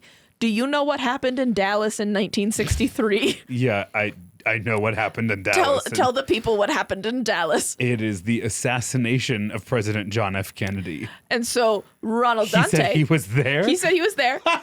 And he also says that he was also shot at. Literally me, a week ago, being like, I remember 9/11. I remember seeing it happen. I saw it. I promise. And everyone's like, we don't care. Give a fuck. That doesn't mean anything to us. He was like, I was there. And then he also says he recognized some of the shooters as Frank... Shooters, plural? Shooter, I don't know. The people shooting at him. Oh, sure. And he was like, those are Frank Sinatra's men. Because I'm dating Frank Sinatra's daughter, Nancy Sinatra. When asked about this, Nancy Sinatra was like, I've never met that man in my life. Ronald Dante is like, I'm dating Nancy Sinatra. And so I'm going to make her Nancy Sinatra Dante. It's so funny because Dante's not even his real last name. Nor was he. Wait, what? His last name is Pellar or Pellar. He chose Dante, I think, because it sounded good with doctor. There we Dr. were, Dante. Nance and I escaping the bullets down in from her dad. The grassy knoll, right? Yeah. Star-crossed lovers. President just gets in the middle of us. That's the issue. Dude. And she was like, Ron, the heat's too much. You gotta go. I gotta leave. I love you, babe. Chef's kiss. It's just beautiful. Fine, I'll do it. I'll start lying more. If that's what you need for me More? to be a better storyteller, I'll start lying more. That's part of this lesson is that you just lie, I Yeah. think, and it's I don't know. Ronald also claimed that he claimed that the shooters were hired by Frank Sinatra. Interested in Frank Sinatra? I have all the things for you. Go to episode 97. That was only 97. I know, right? Isn't that crazy? I feel like it was feels- yesterday. Yeah, We're in the 30s now. almost. Yeah, yeah. Sure. This is 127, I think. Yeah, 127. Okay. Ronald also claimed that he had his eyes insured for like $1 million or some crazy shit like that. Good and healthy and good. I think it's because the eyes are like pretty important in hypnosis. And they're the gateway to the soul, if I remember correctly. Window, I think. Sure, that yeah. one too. Yeah, not a gateway. We stopped using that term because, Satan and all the demons got mad because the gateway is really to hell. My first house had a gate. I'm going to keep using the word gateway. It was a rickety wooden gate that held back. So you think just because you bought property on this stolen land that had a gate someone else installed on it, you can continue to use the word gate? That's a fascinating interpretation. What I would say is I've done enough work to reject my own Lutheran upbringing to be able to not care if the gateway to hell is like why we don't say gateway anymore. I'm totally fucking I know. Okay, Yes. Jesus Christ. Did that come across harsher than I meant to? No, just the last sentence. Oh, I was okay. like, I feel like I'm not sure if this is still a joke or Listen, not. I'm not going to live my life based off fan fiction, especially fan fiction that I adhere to more than most of y'all do. That's so true. Can I go get the rest of that fresca? Yeah. Okay. Go for Or it. is there a spot Go coming for up? it. Okay. No. Okay. I'm just I'm grabbing just the gonna can. sit here. Ronald also claimed that shortly after marrying Lana, he was shot at in a parking garage by a gunman wearing an Australian bush hat. No more information on that. Was he hypnotized? Dude, I don't fucking know. Shit's crazy. Regardless of all the lies he did tell, we do know that by the 60s, he was performing his hypnotism act in nightclubs, mainly in Los Angeles, and that would quickly grow to all over the country after his marriage and subsequent divorce with Lana Turner in Sure. 69. Here are some headlines about Dr. Dante. Dr. Dante, stop. Mr. Hypnotism, stop. An unparalleled entertainment experience, stop. World's most famous and imitated hypnotist, direct from the Hotel Tropicana, Las Vegas, Nevada, and world tour. What do you mean imitated? That's a headline? It's like, it's this classic thing Stop. they did. Yeah, Stop. yeah. Here's a bunch of fake quote pulls. Okay. From the Boston Record, he plays to packed houses. From the Boston Herald, the newest and hottest nightclub personality. From Herb Lyons of the Chicago Tribune. Yeah, you don't know about Herb? Mysterious, Herb and handsome, his friend Time. and tops. Sorry, what were you saying? Herb and his friend Time is so stupid. I know it is. Okay, mysterious, handsome, and tops. What? What? He published that, by the way. Like it's on one of his billboards. Yeah, on some of his flyers. Curious, handsome, and tops. Mysterious, handsome, and tops. That's a grinder bio. that's a grinder profile. Yeah. Fascinating. Yeah. From Charlie Dawn of the Chicago American, subjects fall in his spell and have a hilarious time. Still a grinder profile. Yeah, my Daily News, he stopped the show opening night. So like he stopped, whatever. Yeah, so he's called Dr. Dante or Mr. Hypnotism or Mr. Hypnosis or all of these other names. He would also make sure to be photographed with anyone famous he came across or who came to his show. Like a good burger joint. Yep, and then he would use that person's name and those photos to advertise for his shows, saying like, this person came and loved it. Some of those people are Frank Sinatra, Nice. Jerry Lewis, Tom Jones, Sammy Davis Jr., Johnny Carson, Barbara Steinway, etc. One time in 1985, Johnny Carson sued Ronald for $51 million for using the photo of Johnny Carson and Ronald Dante and when he was unauthorized to do so. Ron then countersued Johnny Carson Good. for $1 billion. In 1985. Mm-hmm. Do you know Johnny Carson from Nebraska? Oh my God. Nebraska also makes another random ass Do appearance. we here. really? Oh, it's not a compliment. It never is, Yeah. but that's still exciting for us. Okay. Here's just a quote from a journalist. His whole thing was about being celebrity adjacent more than it was about hypnotism. Sure. Reportedly, before all of his shows, he took about an hour and a half to get ready because he wanted to look more mature. So he started doing these shows when he was about 19 or so when he was very young, and he would add like gray dye or gray paint to his hair to look more mature. And his final act at his shows was like this human plank act where he would bring someone up and hypnotize them and to the point where like they were stiff as a board, like literally planking, right, on top of the backs of two chairs. So like their calves are kind of resting on the top of a chair, and then their like shoulders are maybe That's resting so on the top of the weird. chair, and then he's hypnotizing them to be super tense, and then he'll get up and like stand on them or like kneel on them to prove that hypnosis works. I need to know how he's just fucking around and finding out what he could do. Here's a photo of him doing that exact act. Oh, wow. And the pillow says Dante. Yeah, isn't And that that's a woman. crazy? That's- yeah. he is- always asked for a slender, short woman. Here's the thing. He's a good looking He's dude. good looking in that one, right? Dude. I took a lot of time finding a quality picture. I would plank for this man. I just also, my favorite part about this is everyone in the audience is like curious and fascinated and watching, and then Ronald Dante is like, well, haha, I'm Dante. But there's three people around the planking woman, and they all look so miserable. They're They- clearly spotters who are over this job. Although people who are also over it, that woman, That right woman there. is over it. That one is like, Jesus Christ. So that's Ronald Dante. That's the life he's living. He is now divorced from Lana Turner, and he is going around doing his show kind of across the country in assorted venues. Sure. He's having a good time. Until 1973, Ronald's mother, again alive, what? Gets sick. This story had to be such a pain to research because everything you find then is countered later on. A little bit, yeah. Yeah. Ronald's mother gets sick, and so he ends up having to cancel some of his tour and then go home to spend the rest of the time with her. Just like a random side note, too, Ronald did have a brother, Marshall, and I think in the custody, the mom got Ronald and the dad got Marshall.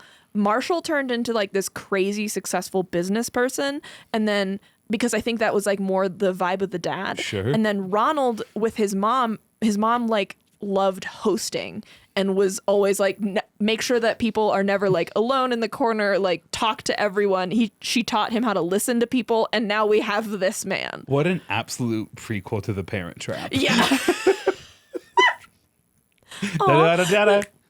Da-da-da-da-da-da. And it's like the high, Yeah. The thing, you know? Yeah.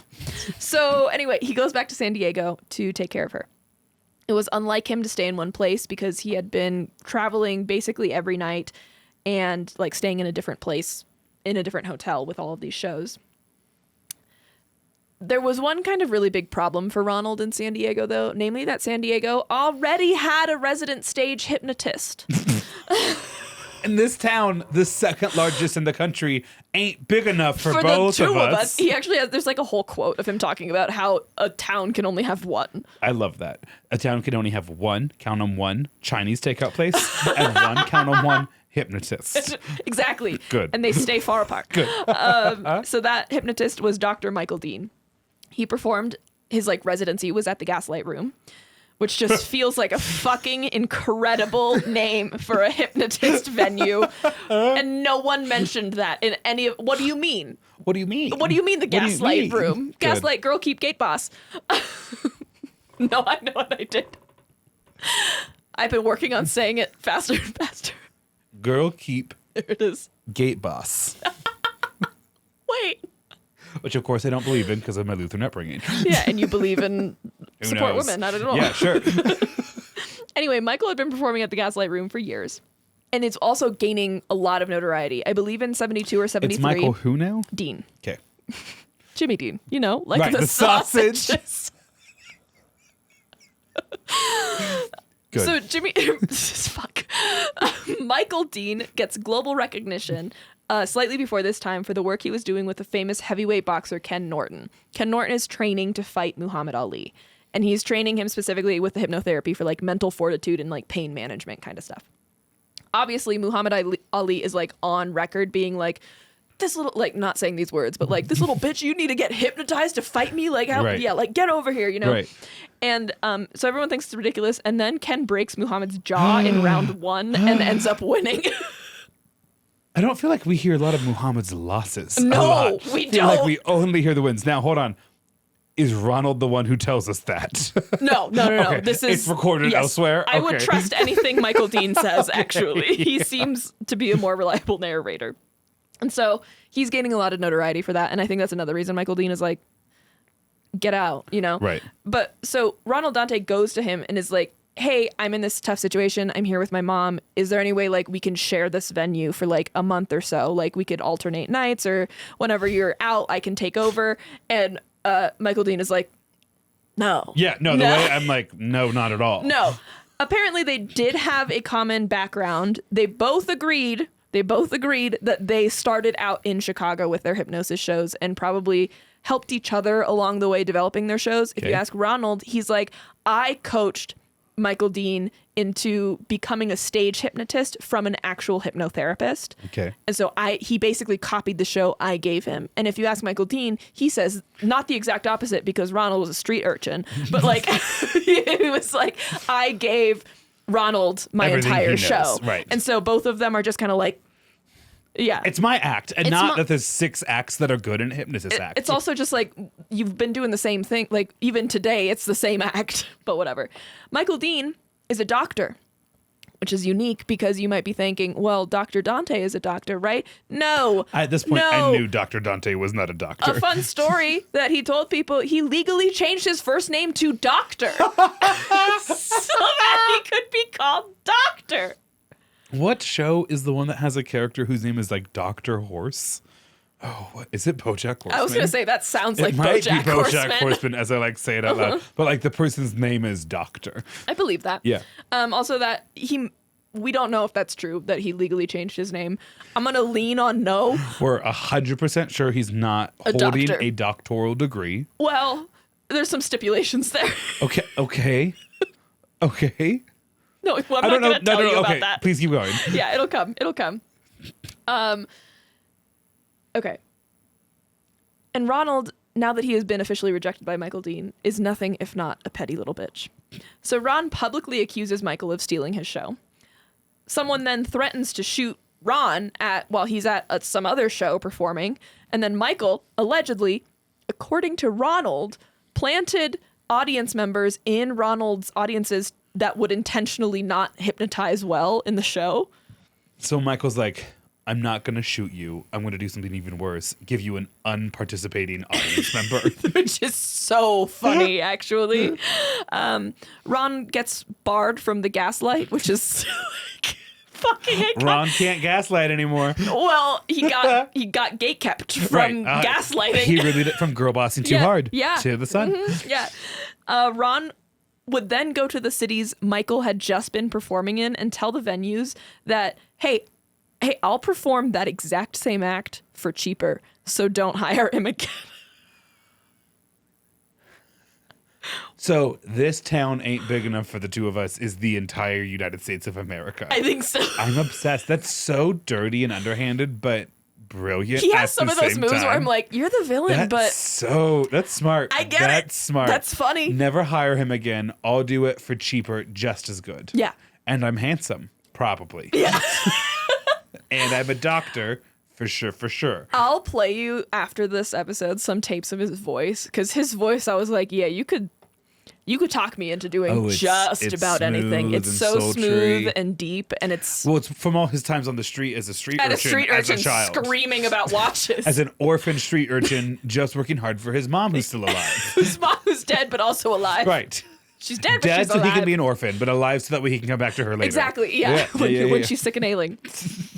So in January of 1974, Ronald Dante is, you guessed it, charged with attempted murder in the second degree. 1964? 74. Okay. So this is post-marriage to Lana. Post Lana. Yeah. What did Michael Dean do? Did he hit him with his car? Okay. So 9.5 months later, the trial starts. By the way, I was ready for you to say 9/11. No. So Ronald Dante is being put on trial for attempting to murder Michael Dean. Yeah. Yeah. Like, I can see that. Yep. Absolutely. Guilty. The story goes that Ronald is talking to an employee at one of the venues he had performed at in Arizona. The conversation then turns to Michael Dean, who they both agree is a problem. Not sure why this random person from Arizona is like, yes, absolutely, queen. Ronald suggests, will you want to take care of that problem for me? And this guy is like, I'm not your guy, but I know someone who would be willing to do it for the right price. Sure. His name is Michael Malloy. Episode 1, if you're looking for the episode. 1. Also, turns out this guy, for all of this guy being the Arizona guy that Ronald is talking to, for all of Ronald's like notably great abilities to read other people, he really fucked up this time because that guy's an ex-cop. Oh, shit. And is he playing double agent the entire time? No, he's an ex-cop.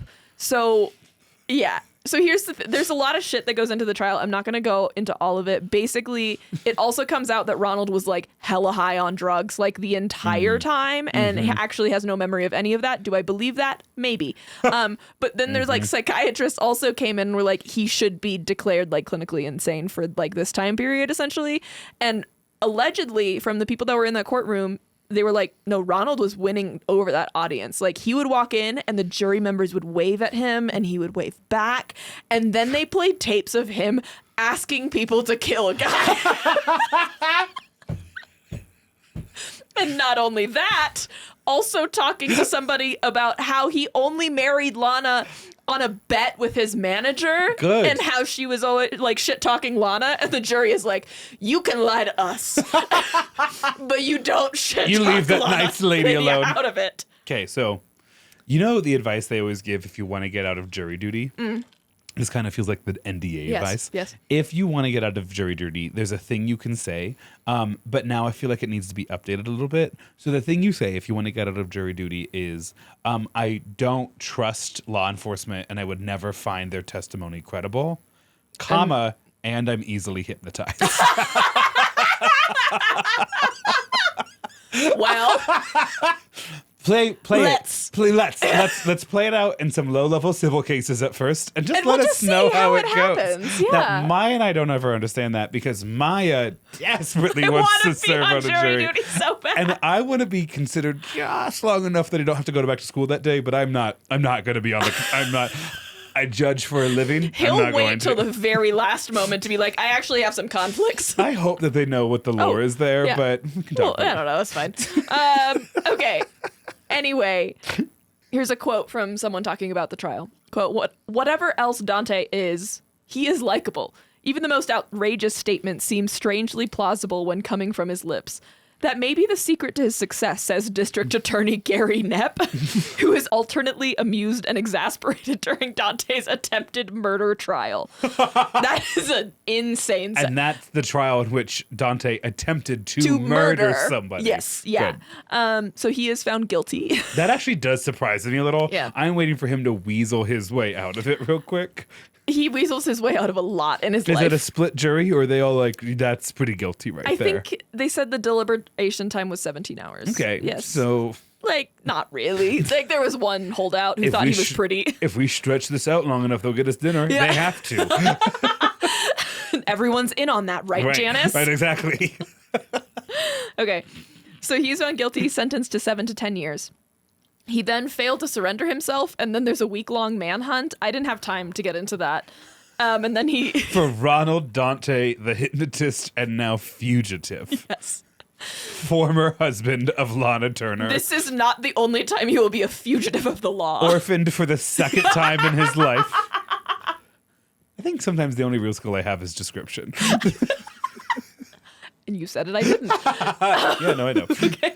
He then gets sent to Arizona State Penitentiary. Can I pause? Yes. 7 to 17 years. 7 to 10.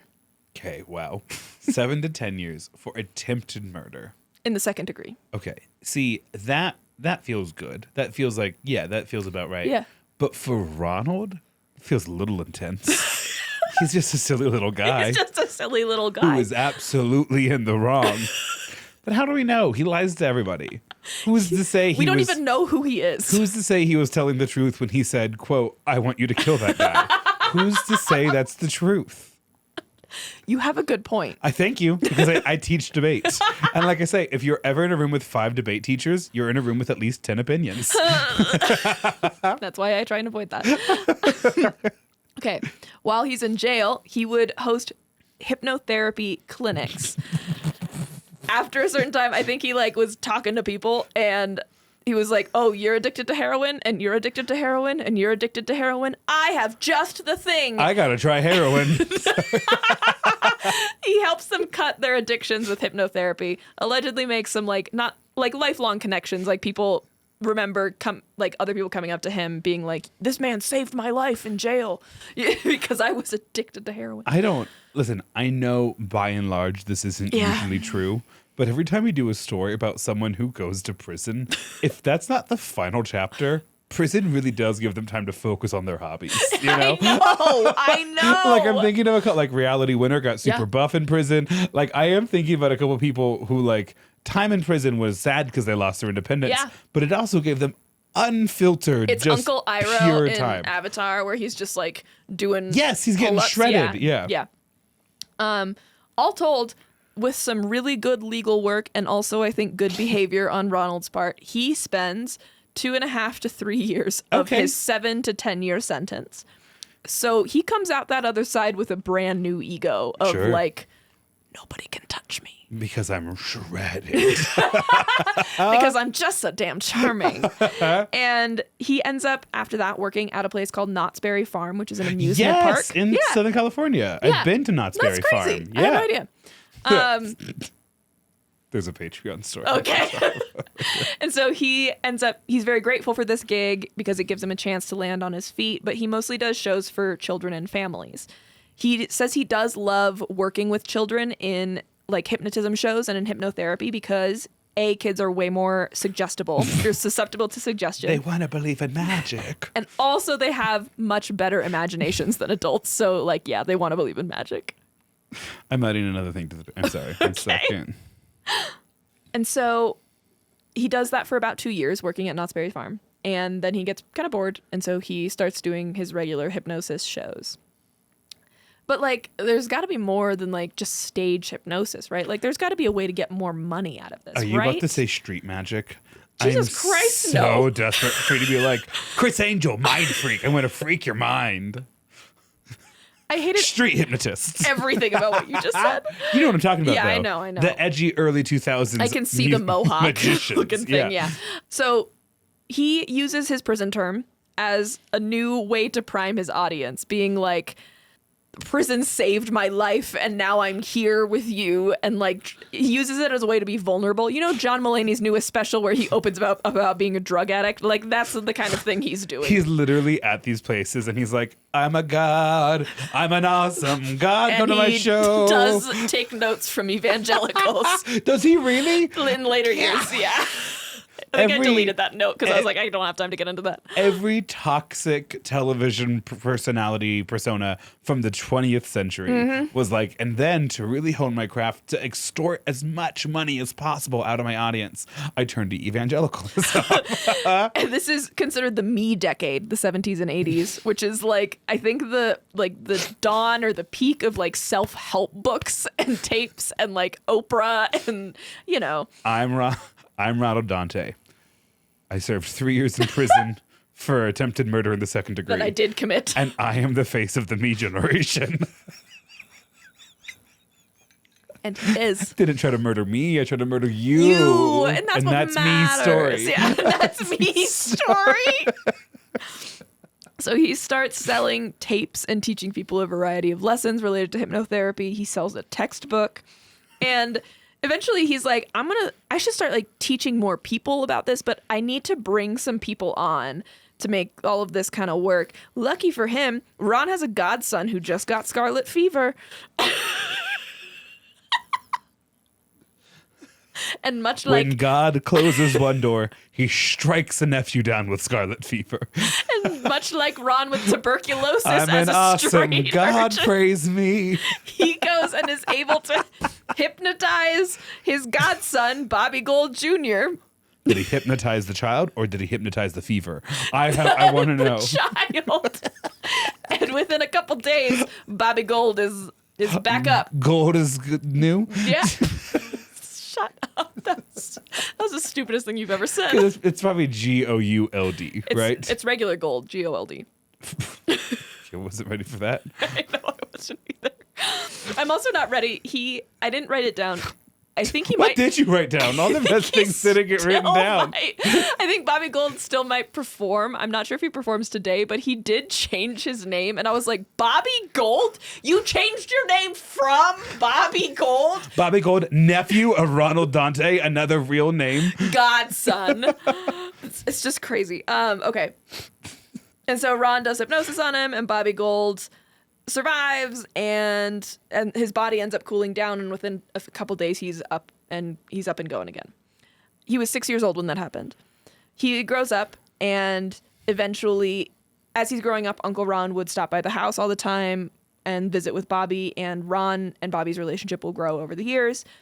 When in college, Bobby's mom will die, and she goes through kind of a same bad health situation that Ron's mom. Whose mom would die? Bobby's. Bobby Gold's mom dies. Okay. Yeah. And so kind of after dealing with that really deep traumatic event, he doesn't really see the point of going back to college, which like I can totally get. Like Sure. that can seem directionless, I guess. And so he calls up his uncle Ron, and Ron is like, you know what? Like, come out and live with me in California for a while. Right. And that's how Ron gets an apprentice. Nice. Good. I hope he has a cape.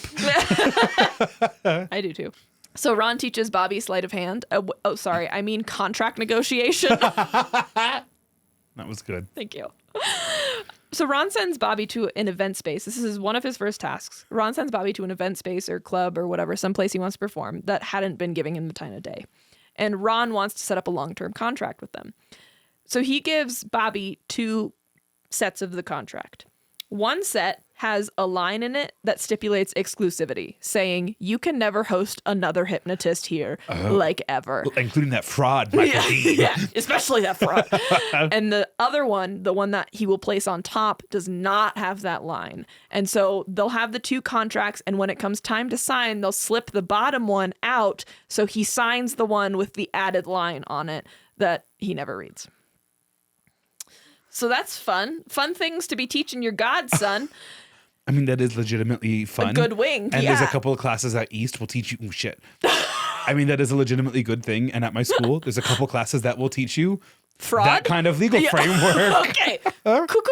Well, it's just, trying to prepare him for the future. Exactly. And that's literally what Ron was doing. Like, hey, you got to learn how to fraud a lot. Couldn't have said it better myself. Ron also teaches Bobby how to read people, how to analyze people, and most importantly, how to listen to people. Everyone will say Ronald is like one of the best listeners they've ever talked to because that's what he fucking does. He'll read you like whatever. Every Sunday, Ron and Bobby got every paper in town and would compare them to all of the other ones and all the previous ones because they wanted to start putting ads out for their hypnotherapy seminar that they were going to start doing. And they didn't know where to start in terms of like what that ad should read like, what it should have on it, what words it should have. And so what they did is they just bought a bunch of papers and would compare them over time and see like, oh, well, this ad worked because they moved it to a more expensive slot. Okay. Or like this ad didn't work because it appeared and then was gone forever. Instantly. So what about these things that seemed unsuccessful are common, and what about these things that were successful seemed common? And so they did like trial and error with marketing, which I just think is like fascinating. Yeah. And so they start hosting tons of different ads in different papers with different pictures and different wordings, and they made sure to keep track of what worked and what didn't. They ended up kind of with 2 ads. One ad had Ron's face and then like kind of typed out all of the things that he did, all of his accolades and then the information for the show and stuff. And ad 2 was Ron's face and then all the faces of all the famous people he claimed to know. And that ad did better. Yeah, I could see that 100%. Bobby's... That's why Johnny Carson sued him. Yeah, Bobby's interviewed and he's like, ad 1 worked For the most part, but add 2, you could really run anytime, any place, and yeah, that would juice up some support. That would juice up some support.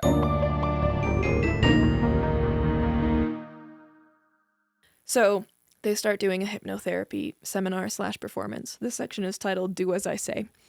Oh, because it's a fun title. Thank you.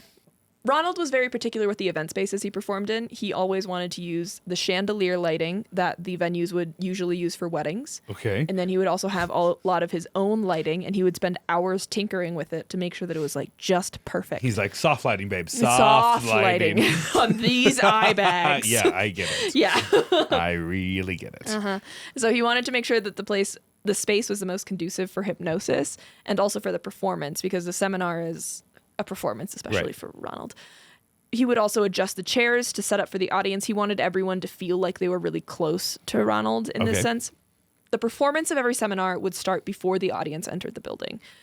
And he always tried to have the 20th Century Fox spotlights like outside of all of his venues shining into the sky. He would call up a limo company in the area that he was performing and ask for their fanciest limo. It didn't matter if it worked or not. He just wanted it parked out front of the hotel or whatever the venue was. That's kind of genius. I was like, hey. Especially because we're in the 70s now. Yeah. Yeah. I think so, yeah. They would call their like a local bodyguard place, and it didn't matter. They were like, I don't care who's the most effective. I don't care who's the best at their job. We want the biggest, scariest, meanest looking guy you have. They're an ornament. Yeah, they're an ornament, and that's it. And then when you're inside the venue, there's always like Disneyland music playing, because like the subconscious tends to recognize that as like, we only ever heard this on vacation. That's a happy child. memory. This is a happy tune. Exactly. So opening the seminar, they would start with talking about Bobby's story of being saved from scarlet fever. And then nothing really mattered then again until Dr. Dante hit the stage at the end of the seminar. When you left the seminar, you would leave a quote-unquote hypnotherapist. And those quotes are, in fact, important. And they are in quotes. Yep. You will leave as a hypnotherapist. Incredible. The legal contract that they found, basically, if anyone bothered to read it, they would be like, oh, this is a scam because this is clearing them of any legal issues. Contract you signed before you could go to the I think seminar? so, yeah, Okay. yeah. But at the seminar, you would then get a registered number that would be stamped onto a certificate that you could then essentially call yourself a quote-unquote hypnotherapist. They were like, Ron Dante, Yeah. random number given to you. Yes. You're a hypnotherapist. Congrats. Amazing. They were pulling in about tens of thousands of dollars a week. At one point, $50,000 a day. Yeah. Strike while it's good, babes. I know. And then real hypnotherapists found out about that, and they were like, And we're mad. Yeah, you can't do that. And so they tried to get them shut down. At one point, they even like did a sit-in basically on one of the seminars, and we're trying to tell people like in the seminar, like, this is not real. It's not real. And they're like, don't crush my dreams, bitch. Yeah. And Ron was at the stage and he was like, these people are gatekeeping like hypnotherapy. They want you to go and spend hundreds of thousands of dollars on these courses and spend all this time, and I'm giving this knowledge to you for free. And Americans are so dumb. They're like, you huckster and salesman who I have no reason to trust are right. I should not listen to the people warning me. They got chased America. out. Yeah, I'm not shocked at all. It's We've had the same election 3 times in a row. I'm not shocked at all by that fact. You're fired.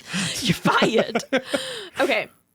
Ron and Bobby are kind of brainstorming, like, how do we make this more effective, right? How do we get more people in the door that maybe will spend money? And so what they decide to do is they decide to stop charging entry for the seminar and instead kind of multi-level marketing scheme them into buying stuff at the seminar. Oh. Like a hypnotherapy kit or... Really juice up the merch sales. Mm-hmm. Oh, But then it did make it harder to get people in the door, because if you pay for a seminar, you kind of probably believe in what's going on. Sure. If it's free, you might be skeptical. So then they had to like re-up their ads in a different way, which I found fascinating.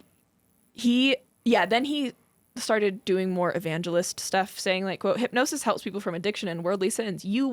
Won't you donate to help us save the people? Amazing. Kind of thing. Not only are you giving us money, but you're doing a good job while giving us money. Yeah, he had the Psychoneurology Foundation. Beautiful. Which is just Anyway, his next con. Eventually, the hypnotherapy fad kind of wears You do away. end up fishing all of the fish out of that lake. Yeah, and also people start getting tired of hypnotherapy after a Sure. while. So the seminars are where the money is. So they want to keep doing seminars, but they're like, we can't just keep doing hypnotherapy. So like, what do we do? Quote, because in Dante's seminar, it was never about the information you left with. It was about the star you met along the way. My teaching practice. That is my I read that. I was like, write that down, write that down. You're like, oh, this is going to eat Grant up. It matters less what you learn and more about who you met. It was me. By all accounts, he was charming the pants off of people. Yeah. Like, yeah, they could do whatever they wanted the rest of the day. The second Dante came on stage, everyone was like, Now, Daddy? hold on now. Yes, Daddy. Sorry. Yeah. You know, and so Lana was right. listen. So they try a couple of things for this seminar. The first one is become a certified paralegal over a weekend, both certified and paralegal in air quotes. Direct They're like certified paralegal.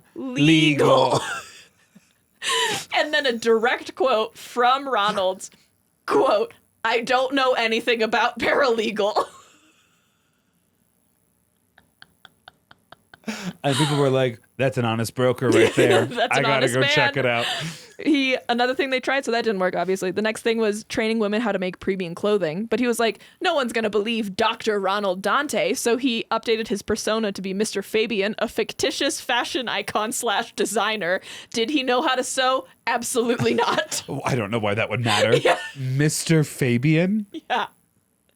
What decade is this? This is probably still the 80s. Okay. Yeah. Maybe early 90s. This reference is going to come out of nowhere to you. I'm really into college football right now. Okay. Nebraska was really good in the 80s and 90s. Okay. Like we won 3 national titles in 4 years in the Crazy. 90s. Yeah. Yeah. I'm happy to talk to you all about No, it. that's okay. I mean, we can talk. No. We'll talk. No. No, I don't want to. But all of that is to say, it's like, oh, it wasn't that long ago. And then you hear things about this and you were like, America was fundamentally different. America was fundamentally a different country back then. But then you look around and you're like, maybe not so much. Maybe not so much. Maybe we're actually backsliding. Haha. I mean, what really separates us, two absolute hucksters, from Mr. Fabian? Nothing. How many followers did we get from business advice that was featured in Fortune? And we're not business professionals. I don't even work in the private sector. Call me Mr. Fabian for the rest of this episode, please. Mr. Fabian. No, I'm Okay, joking. Mr. Don't, Fabian. Don't. I hate. I'm already doing it. I have so many names. I'm Hey, fully aware. Let's not. You told me to. I'm just doing what you're asking. And that's your truth. Yeah. Okay, another thing that they tried was like electrotherapy. Was like, have you seen those like muscle stimulator things? He basically Like a massage gun? no, it's like a Oh, it's the like animated electric frog pad. thing. Yes, but yes, I know what Mary you mean. Shelley. But I was like, Jesus Christ. So he would buy like $40 muscle stimulators from China and then use them. He would advertise them using Bobby's muscles, which were real muscles, but like slap them on there and then pretend And Bobby. then he'd be like, And then "Oh my pretend God." Bobby like had those muscles from using this thing and then sell them for thousands of dollars. Anyway, that also didn't last long. What? I'm sorry. It's just you created an episode that's so relatable. Did you ever watch Napoleon Dynamite? I did a long time ago. His uncle wants to take a time machine back in time so he can like win his state championship or whatever. Right. And he purchases a time traveling machine like via the magazines. Right. And Napoleon comes home one day and his uncle has just electrocuted himself. Not to death, but like Christ himself. And he comes out and he goes, it doesn't work. That is Ronald. Yeah, that's 100% Sorry, that's Ronald. Bobby because Ronald is the one that asked him to go in there. Amazing. Yeah. Fantastic. So, the thing that sticks, permanent makeup. Oh, Do you know what permanent makeup I is? do. Do you want to tell the people? So permanent makeup permanent makeup is when You're realizing all the you dangers. have such an iconic look. You're like, I will only ever want to look this way. Yes. And so instead of spending every morning and all of this money on this look, I'm instead going to just get it tattooed onto my face. And then I don't have to apply it every morning. Yeah, I did find this picture, though, which I was like, honestly, if they can do that to me, I can just wake up like that. But also, I want you... Don't make those purchases without Casey or I around, okay? I make most of my purchases without either of you Do you around know- for that Do reason. you know the last person who did that? JD Vance. And that's why And look where he is. and that's why he always has a slightly dewy, smoky eye kind of situation yeah. going on. No, I've changed my look often enough that there's no way I'm doing that. I watched The Eyes of Tammy Faye, which won Jessica Chastain her, I think, second Oscar. We're thinking about cutting it down to like a potential speech script. Fun. And it starts off with her, she plays Tammy Faye, which was this famous Crazy. TV evangelist. Yeah. And the like hair and makeup specialist goes, okay, we can go ahead and get started. Do we want to turn down some of this makeup a little bit? And she's like, oh, you can't. Nope, I got it all permanently tattooed. And it's like, she got like glittery smoky eye and like a lip liner, like all permanently tattooed. And I think also some like blush. The blushes. And I think it might have even been a listener story where someone was like, yeah, a friend was like, hey, do you like my new makeup? And I had to be like, if you like it, I love it. Because they had just got it permanently tattooed on their face. So anyway, sorry, cue off. Horrifying. Was it Ronald or Donald's idea to get this thing going? I'm talking about Bobby Gold. Donald. Bobby. Ronald. It was probably Ronald's idea for sure. So they advertised this and they promised the students could make probably $500 an hour after taking the classes, which was a 2-day seminar, and the 2-day seminar would cost them $2,250. He said, quote, sorry. Each class cost $2,250 or combined? Like the 2 days was $250 or $2,250. I need to say this with a straight face. You would leave this seminar a certified dermologist. What the fuck's a dermologist? Correct. Okay. It's not a dermatologist, and that's what matters. Because the sales pitch is like, if you take this course and become a certified, correct me if I'm saying this correctly, dermologist. Yep. They'd be like, well, then you charge $500 per session. You're making money by your 5th session. Like, it's an easy way to make money. And back at the time, $500 was a lot of money. It was a lot. $2,250 is a lot of money. Like several months mortgage payments in the 80s and 90s. That's a lot of money. Yeah. Yeah. This is a quote from Ronald about how he learned how to do this. Quote, I only learned... Okay, first, sorry. He calls it Perm-a-Derm. Yeah, and you're talking about permanent makeup. Permanent makeup. He's tattooing on people's the brand face. is called Perm-a-Derm. Perm-a-Derm. And that's where he gets the word dermatologist from. Sure. I don't know. I don't know what came first, the chicken or the egg. This is a quote from him about how he learned how to do permaderm. Quote, I only learned how to do permaderm by one lady, an Asian lady, showed me in 1 hour how to do permanent makeup. Sorry. Even to become a tattoo artist, you need like years of apprenticeship. I'm also, listen, game recognizes game. As a person who has had to stretch out a lesson plan before, to take a skill you can learn in an hour and stretch it out over 2 days, that's crazy. Yeah. I think permaderm came first, and then I think he came up with the word dermologist. Actually, I know that they were advertising that you could be a quote unquote dermatologist, and then the FTC was like, Right. you can't do that. Right. And then I think they changed it to we'll drop the T. dermologist. Yeah. Do you know what car is short for? No. Carriage. I hate it. I hate Right. it here. Hate What? it instantly, Like how? right? How? I hate it. Okay. Sorry, I just word association No, at I this get point it. in the evening. So at the seminar, they would teach you how to use like the tattoo needle, and you would practice first on like a banana because it has like that soft texture, and then they would move you, don't worry, to a grapefruit, and then by the end you would tattoo onto a pig ear because that simulates the skin How more. many pig ears did they have to get a hold of? I don't know. The best part about this is Ron has a serious phobia of needles. Yeah, like it was so much easier when I was Mr. Fabian. I don't know how to sew. There were no needles. He was so scared he was going to faint at the sight of the tattoo needle. Quote, "It was rather exciting. I didn't know how to do the permanent makeup. All I knew is I had my hand in a fake cast and I said it was a skiing accident. So basically, do as I say, not as I do." I have a fake cast, so I don't have to needle anything. So that he always makes a joke about it. He's like, haha, this is so inconvenient, right? But like, so funny. That's legitimately hilarious. Yeah. Like anything for the game. But like, even if you have just 10 people there, you only have to buy what, like $1.50 worth of pig ears, and you made $20,000. Those sessions, that's nuts.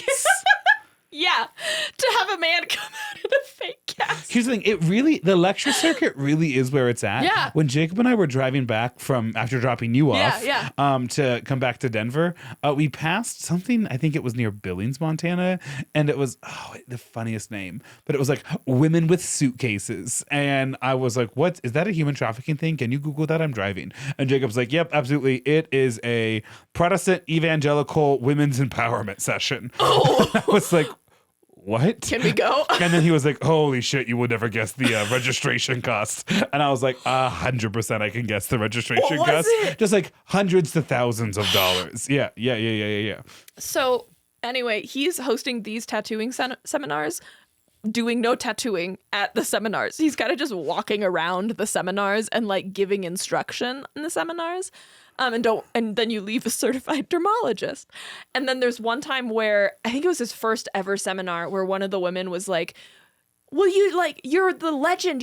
We have to see you in action at least a little bit. Like, if you can't do everything. And so he's terrified. And one like volunteer woman gives him her hand and they just tattoo. He just tattoos a tiny little dot on it, and everyone was like, yes, he's brilliant. A legend! And Ronald is like sweating. That's... Yeah, so they get more and more graduates, more and more money, and then they do a show in Chicago. He's a legend! Yeah, it's just that's like, so Jesus funny to Christ. Me. They're in Chicago, they're doing a show. Ron and Bobby are excited because this is their hometown. So far, the cast trick has been working on everyone, except for these potentially mob-adjacent women that are also salon owners in Chicago. That's not me assuming anything. That's the sources saying that. They're the only women there who legitimately get to expense this session. Yeah, yes. This is part of a family business. Okay, interesting. And so they start... Okay, very interesting. They start asking Ron some questions like... what are your credentials? Where are your credentials? Why does that cast look fake? Why aren't you tattooing? And they're like 2 steps away from calling their lawyers or their hitmen. And then poor fucking Bobby. Ron just goes, "Oh, I'm sorry. You thought we weren't going to do a demo. Well, I'm so happy to tell you that we have in this room with us a Perm-a-Derm expert. Please welcome to the stage, ladies and gentlemen, Mr. Bobby Gold." Had Bobby Gold touched a tattoo needle up at this point? Nada. Meanwhile, Ronald Dante's in the back, like sprinting. Oh my god! Oh my god! Oh my god! Oh my god! Oh, they're following me! Oh my god! Milwaukee! State line just instantly zoom over. So, I can see it. They're like parked in the alley behind the Marriott. Yeah, no, it's like they're fully prepared. There's like puddles in the alley, right? It's great because it's Chicago. They're wearing like these. We're seeing the same movie. Yeah, just like they're coming snapping out of the shadows. Symbiosis. So Bobby Gold's like, ha, ha, ha, uncle, godfather. And so he takes the grapefruit and he remembers being scared out of his goddamn mind. And then he tattoos at least convincing or impressive eyebrows onto this grapefruit. Kind of one of those things where he's like, crazy, I had just seen it done so many times. I knew what to do. Also, the one part I don't believe about this story, I guess kind of get Ronald never really touching it. Yeah. Because of his fear. Yeah. But Bobby, there it is. Yeah. I was like, it's not done. Bobby Gold, never even getting curious, never being like, well, I'll doodle in the corner a little bit, you know? Like we need some kind of demonstrations or whatever. This might have been early on. I'm not sure the timeline on when this happened. Fascinating though. Yeah. So eventually, I think after that show, Bobby says he went back to the hotel room and got all of the bananas, grapefruits, and fruits in the hotel so that he could practice all night long. Statue needle. Like, I did that in college once. Yeah. Calculated the grade I needed on my final, ironically, communications Yeah. class assessment. And it was such a high, like I had to be nearly perfect that, yeah, I legitimately gathered every study material and identified any question that might be on the test, passed it. But yeah, I cried. I legitimately, when it was done, sobbed on my way home. Don't blame you at all. Okay. So, they make it out of the Chicago seminar alive, thank God. But this does expose a problem with Perm-a-Derm, is that the people that are coming to these seminars need way too much convincing to like stay in the seminars or to like pay to attend them or to buy stuff afterwards. They just need a lot of convincing. And so they're like, how do we get these potential marks to actually like spend money with us without doing due diligence? And so what they start doing is people would call, like they had ads out in all these papers. So people would call, and before the person that had called would get out a word, the Perm-a-Derm representative would cut them off and be like, I'm so sorry, what state are you calling from? And then just say state. Illinois. I'm so sorry. All of the classes in Illinois are actually sold out. We have openings in like a nearby areas if you're willing to travel, if you're going anywhere anytime soon. And most of the time people would be like, no, like I'm not even sure if I want to do this, you know? And they're like, the person would be like, well, good, because you can't do this in your state anyway. Like, that's fine. We can put you on a wait list if you're interested. There's every once in a while people will like not pay or they'll cancel or whatever. And then we can contact you if that works. And they'll be like, yeah, of course. And then of course they contact them later and they're like, so-and-so, like they just dropped out. They didn't pay. We can give you this seat right now, but you have to pay today. Ahead of the session. Yeah. Well, I think everyone kind of had to pay ahead of the session. And so they ended up like filling fucking classes that way because no one had time to be like, well, I need you to convince me about doing this. Yeah. The other thing that... Well, Maia, they called me back and they said that they couldn't guarantee my spot. And I said, and we talked about how we need to bring more money in. Yeah. How are we supposed to send Monet and Bowser off to college? I'm trying to support for this family. That's a crazy thing that you just said. You're like, I hate the fan fiction that you just... First of all, Bowser already has his doctorate. We've talked about this. Dr. Bowser. And Monet was a CIA agent, so she doesn't... And also is going off to art school. You know? I mean, let's be honest. She just learned how to howl. Okay. So the other thing that they would do is when they're heading to a city, they would find local salons in the area and then start calling them every once in a while, being like, hey, do you have Perm-a-Derm? Like, do you do that new permanent tattoo thing? And they'd be like, no. And then they like click hang up. And then they would keep doing that. And then magically a couple days later, a flyer for Perm-a-Derm would like be mailed to the salons and be like, oh, it's this Perm-a-Derm thing. And then the cycle would continue and you would get all these salon owners into this Perm-a-Derm. So the tough, God, how many sides can a coin have? Yeah. The like really sad thing is they preyed on people who were trying to learn a skill genuinely to make more money. Yeah. Like they were like, who are people economically desperate enough that like their guard would be lowered by their own hope or need? Mm-hmm. But at the same time, and correct me if am I wrong, but like there was a time when people were getting perma-dermed. Oh, this is like the height of it. Yeah, this is a real thing. Learn. It's just not the way to learn it. Sure. Yeah. If I got perma-dermed by a person that I found out just attended a Ronald McDonald session, I would be furious. I think, Ron Dante, for the record. Yeah. Oh my God. Also, sorry, I meant to say this at the beginning. This story is a suggestion from a listener, Anne Elizabeth. Shout out, Anne Elizabeth. Thank you for this story. I meant to do it at the beginning and I just skipped my notes. I'm so sorry. There might have been some health lawsuits or something related to this. I did not do digging into that because I frankly did not want to know. So, Perm-a-Derm would make Ronald millions, like hand over fist. Yeah. Eventually, Ronald is starting to get too old to like keep traveling to all these cities over and over again. And so he sends Bobby off to run it for him, essentially. And Ronald will manage the stuff from like a home base. So, I mean, Bobby does what any young godson who survived scarlet fever at the age of 6 would do. And he packed up all of his grapefruits and bananas and pig ears. And he went and seized the world. He just did it on his own. Yeah. He was like, I'm now your dermologist expert. Part of me is like, why hasn't Ron Dante just taken his huge amount of, like, I'm sure, liquid cash and just, like, fucked off to Mexico for the rest of his life, or the British Virgin Islands? Oh, he'll do that. Like, get out of the reach of, like, the average U.S. police force and just go live the rest of your life in comfort. Here's like, the I thing don't is understand. that Ronald will die on any hill. That shouldn't shock me. It's the principle of the thing. Sure, it's the lie that matters, not the money. Before we talk about what when the FTC started coming after them, Bobby has to cultivate his own, like, trainer persona. Okay. And so at first he said he started off trying to be, like, the kind, understanding, like, really excited teacher. And then he said he would turn into an asshole. He just said, look, I don't know what they told you on the phone, but my name's on this thing. And if I don't think you're good enough, you're not passing. And you can come back another time and I'll fail you again. We can make this a 2-weekend course if you need.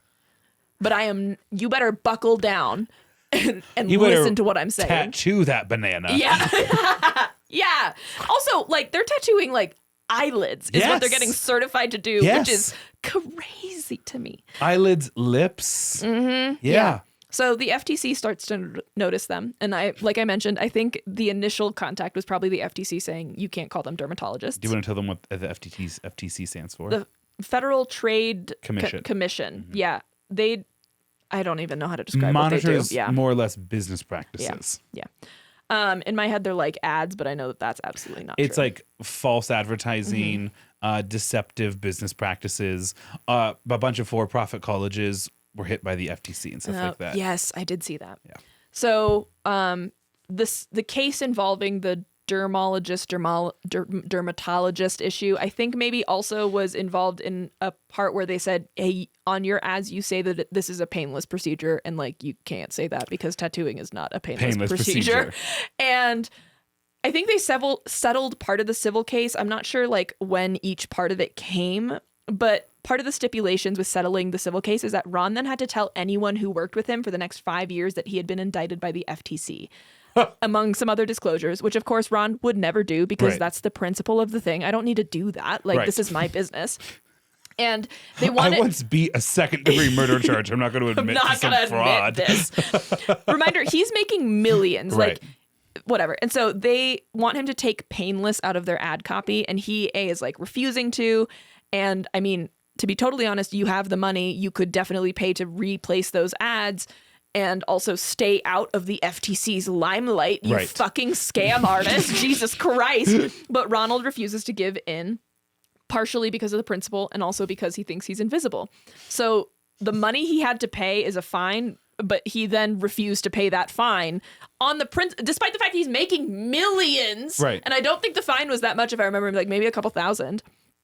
But anyway, this issue caused a huge rift between Bobby and Ron because Ron is the planner and then Bobby is the one that's actually doing it. And he is actually enjoying, like, interacting with these people and teaching and scamming the shit about all of these people. It's a fun profession. And so he's trying to get Ron to be like, just pay the fine. Like, we can keep making money, you know? And so that causes an issue, and then Perm-a-Derm kind of evaporates. Okay.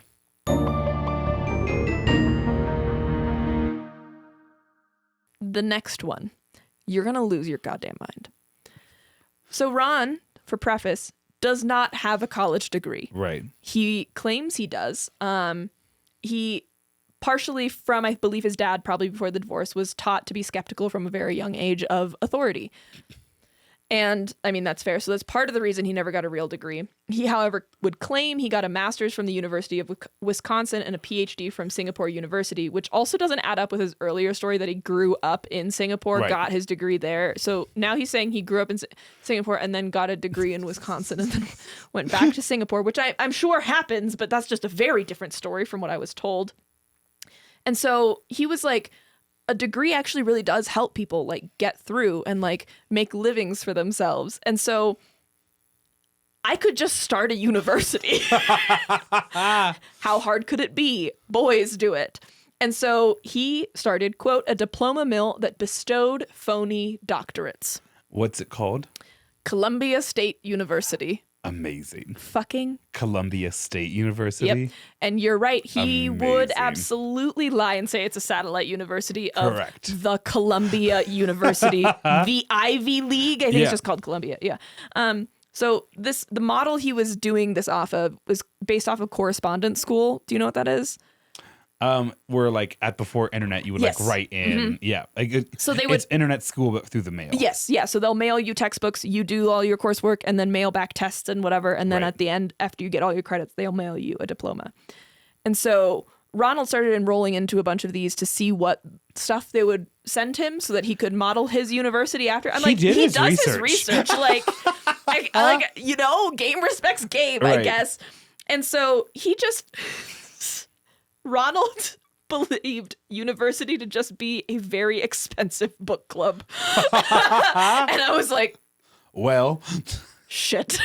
it's that John Mulaney quote. I paid $100,000 to not read the books they assigned me. Yes. Yeah. Yeah. And so they would advertise Columbia State University by saying you could get a degree in 20 days or less for between $1,500 and $3,000. You could also get school credit for life experience, Okay. which I think makes sense, except some of that life experience was online discussions and watching television and stuff like that. Okay. Yeah. When they added this stipulation to like you can get credit for life experience is when this scam really like Takes off. because people are like, oh, I feel like I should get credit I for that. already know things. Yeah, so And why not? Columbia State University agrees with me. In fact, they agree so much. Quote, it would be foolish of us to require verification of the contents of your application for admission, such as asking for transcripts, employment history, or past life experiences, etc. Instead, all of our students are treated as responsible adults and quite obviously should not have to go through any tedious or unnecessary substantiating processes. It does feel a little bit like a natural filter to get rid of students who couldn't discern things Yes. a little bit. Yeah. Students who'd be like, oh, that's not right. I don't want And to go to Ron this even school. is quoted saying, like, what do you mean I scammed people? Everyone knew what they were getting into. Listen, and I hate to agree with the man, but he's not wrong on that one. There are a large number of people who genuinely did think they got degrees, though, and that's really kind of sad to me. I mean, as a person who very recently just got another degree, a big part of getting the degree is believing you got have a the degree. Exactly. So sometimes you would enroll in a course. Obviously, it's like just one course because it's 30 days Right. or less. And then sometimes the book you got was related to that course. Sometimes. Sometimes not so much. And then you would send in your final test or thesis, and then that would go into the ether, and then you would get like a fake report card, maybe, and then a diploma. Some kind of grade, usually in the B+ to A- Yeah, he range. said you would get a report card mostly with A's to make it believable.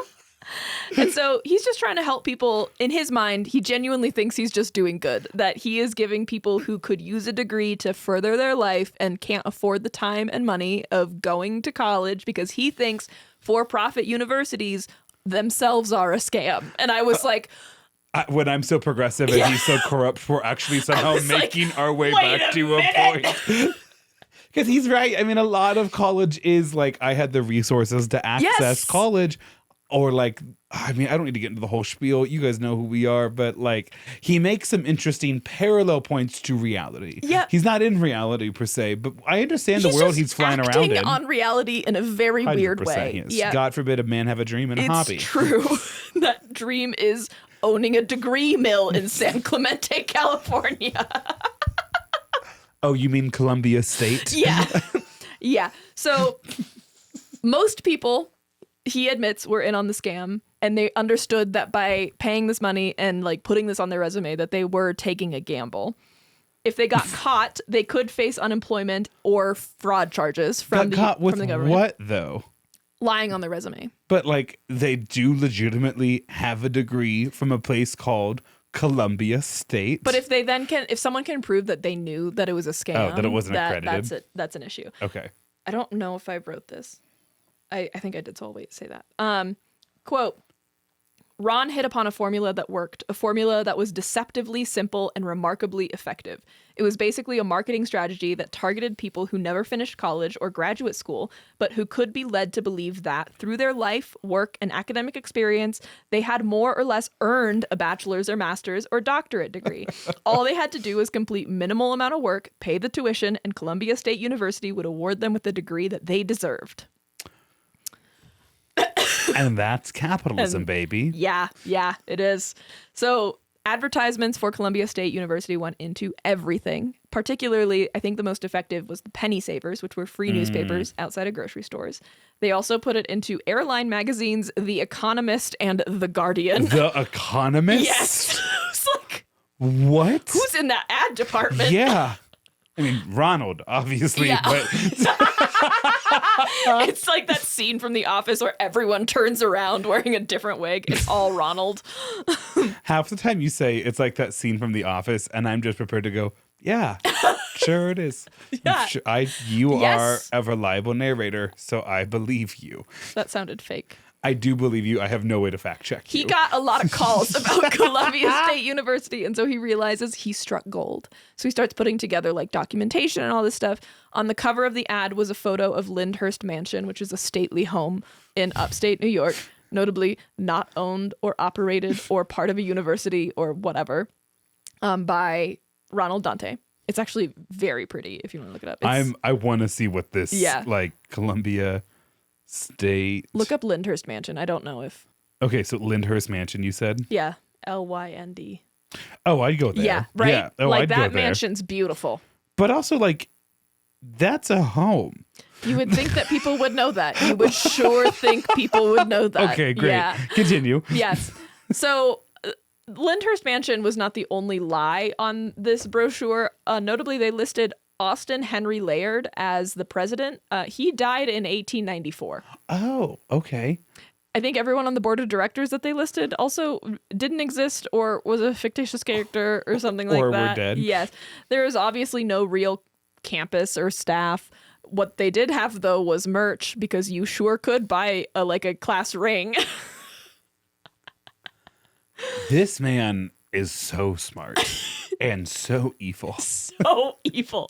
But it's nice to see really smart evil men do like small little things, like Yeah. sell merch to the fake college they created, as opposed to like trigger constitutional crises. Yeah. You know? Unfortunately for our buddy Ronald, a new nemesis appears. Dr. John Bear, who is an expert on education process, specifically non-traditional ways of getting degrees. He's effectively a professional critic of schools. Okay. He publishes a book wherein he suggests that Columbia State might be fraudulent. He says he didn't have enough evidence to fully say it, and he didn't want to get sued. So he said there's a chance. There's some signs. Yeah, that this. And so here's a quote from Ronald. John Bear's the biggest crook there is. He was the phoniest of the phonies. And it's like, this guy is like fucking a professional, but whatever. What I love too is like Ron Dante has to be mailing out at least things that look like curriculum to these people. Yes. Which means he has to legitimately sit down and build curriculum, even though it's fake and he's not qualified to. He's legitimately like coming up with different assignments, and that's just very funny to me. Imagine him grading them. Yes, They never get sent back. They're coming in the mail, and you're like definitely shredding them, right? But like that's just really funny to me. So Ronald said John Bear is the biggest crook there is. He's the phoniest of all the phonies. Dr. John Bear said about Ronald, quote, "He's the worst person I ever met in my life. The most evil person I have ever interacted with." I don't know why I love that quote so much. Just he's the worst person I've ever met in my whole life was so funny to me. Okay, so how to get even with this Dr. John Bear. Right. Ronald wrote 25-page letters containing racist language and said that it was from John Bear, and then faxed it to every newspaper he could find contact information for, which meant he was jamming the lines of these newspapers because it was 25 pages worth of material. Ronald then started, because in that book, I think Dr. John Bear suggests that Columbia State University is not actually accredited. Right. And so Ronald starts his own accreditation agency. Shut up. He's like always one step ahead of it all. He's like, okay, bitch. And so No, he's pulling at the like threads of the fabric of society. Because I'm like, what decides gonna unweave? What decides something's an accreditation board? I don't know. That is, I don't. I would literally never know I the have difference. a master's degree and I don't know. He's gonna find out in like 10 years. I that it's checked that Arkansas State was accredited by a regional accreditation agency, and at one point I saw a list of regional accreditation agencies, but I was only looking for the one that Arkansas State said it was I didn't investigate further, and I was like, oh, okay, cool, so it's a university. A little bit. I'm like, they have a football team that makes them real, like you can't be an NCAA division team and not right. Jesus Christ. What makes an accreditation board an accreditation board? I don't know. Especially when your chair is Benjamin Franklin. Yeah. A weekend at Bernie's corpse. Thomas Jefferson, George Washington, Vice President, Secretary. Yeah. So then he also wrote his own book to combat Dr. John Bear, but he doesn't have time to write his own book. So what he does is he plagiarizes all of Dr. John Bear's other book. And then between the university that Dr. John Bear ranked best and Columbia State University, he switched the names so that the university that Dr. John Bear was like working with and was promoting in this book then just said Columbia State University. He was like, there's some excellent points. This is a really well written book. I'm so glad I wrote this book. I don't care what you say. How's he printing it? That's so fucking funny. That's so fucking funny to me. Time out. Tee it up. How is he printing it? Don't know. What printing agency got a copy of Dr. John Bear's book with the note, changed the author's name, and switched these two universities? And they were like, 100,000 copies, boop, boop, boop. Like, how did he start his own printing press to support his university accredited by his own accreditation board? I would not be surprised. I just have just so funny. Many logistical questions. He then contacted the publishing agency that published John Bear's copy of the book and somehow managed to get the contact list of every person who had ordered the book. And then wait, this is the best part. And then he mails those people a letter from the Department of Education. Like the Federal Department of Education. John Bear is a fraud, and if you bought this book, it's all lies, and you should throw it out.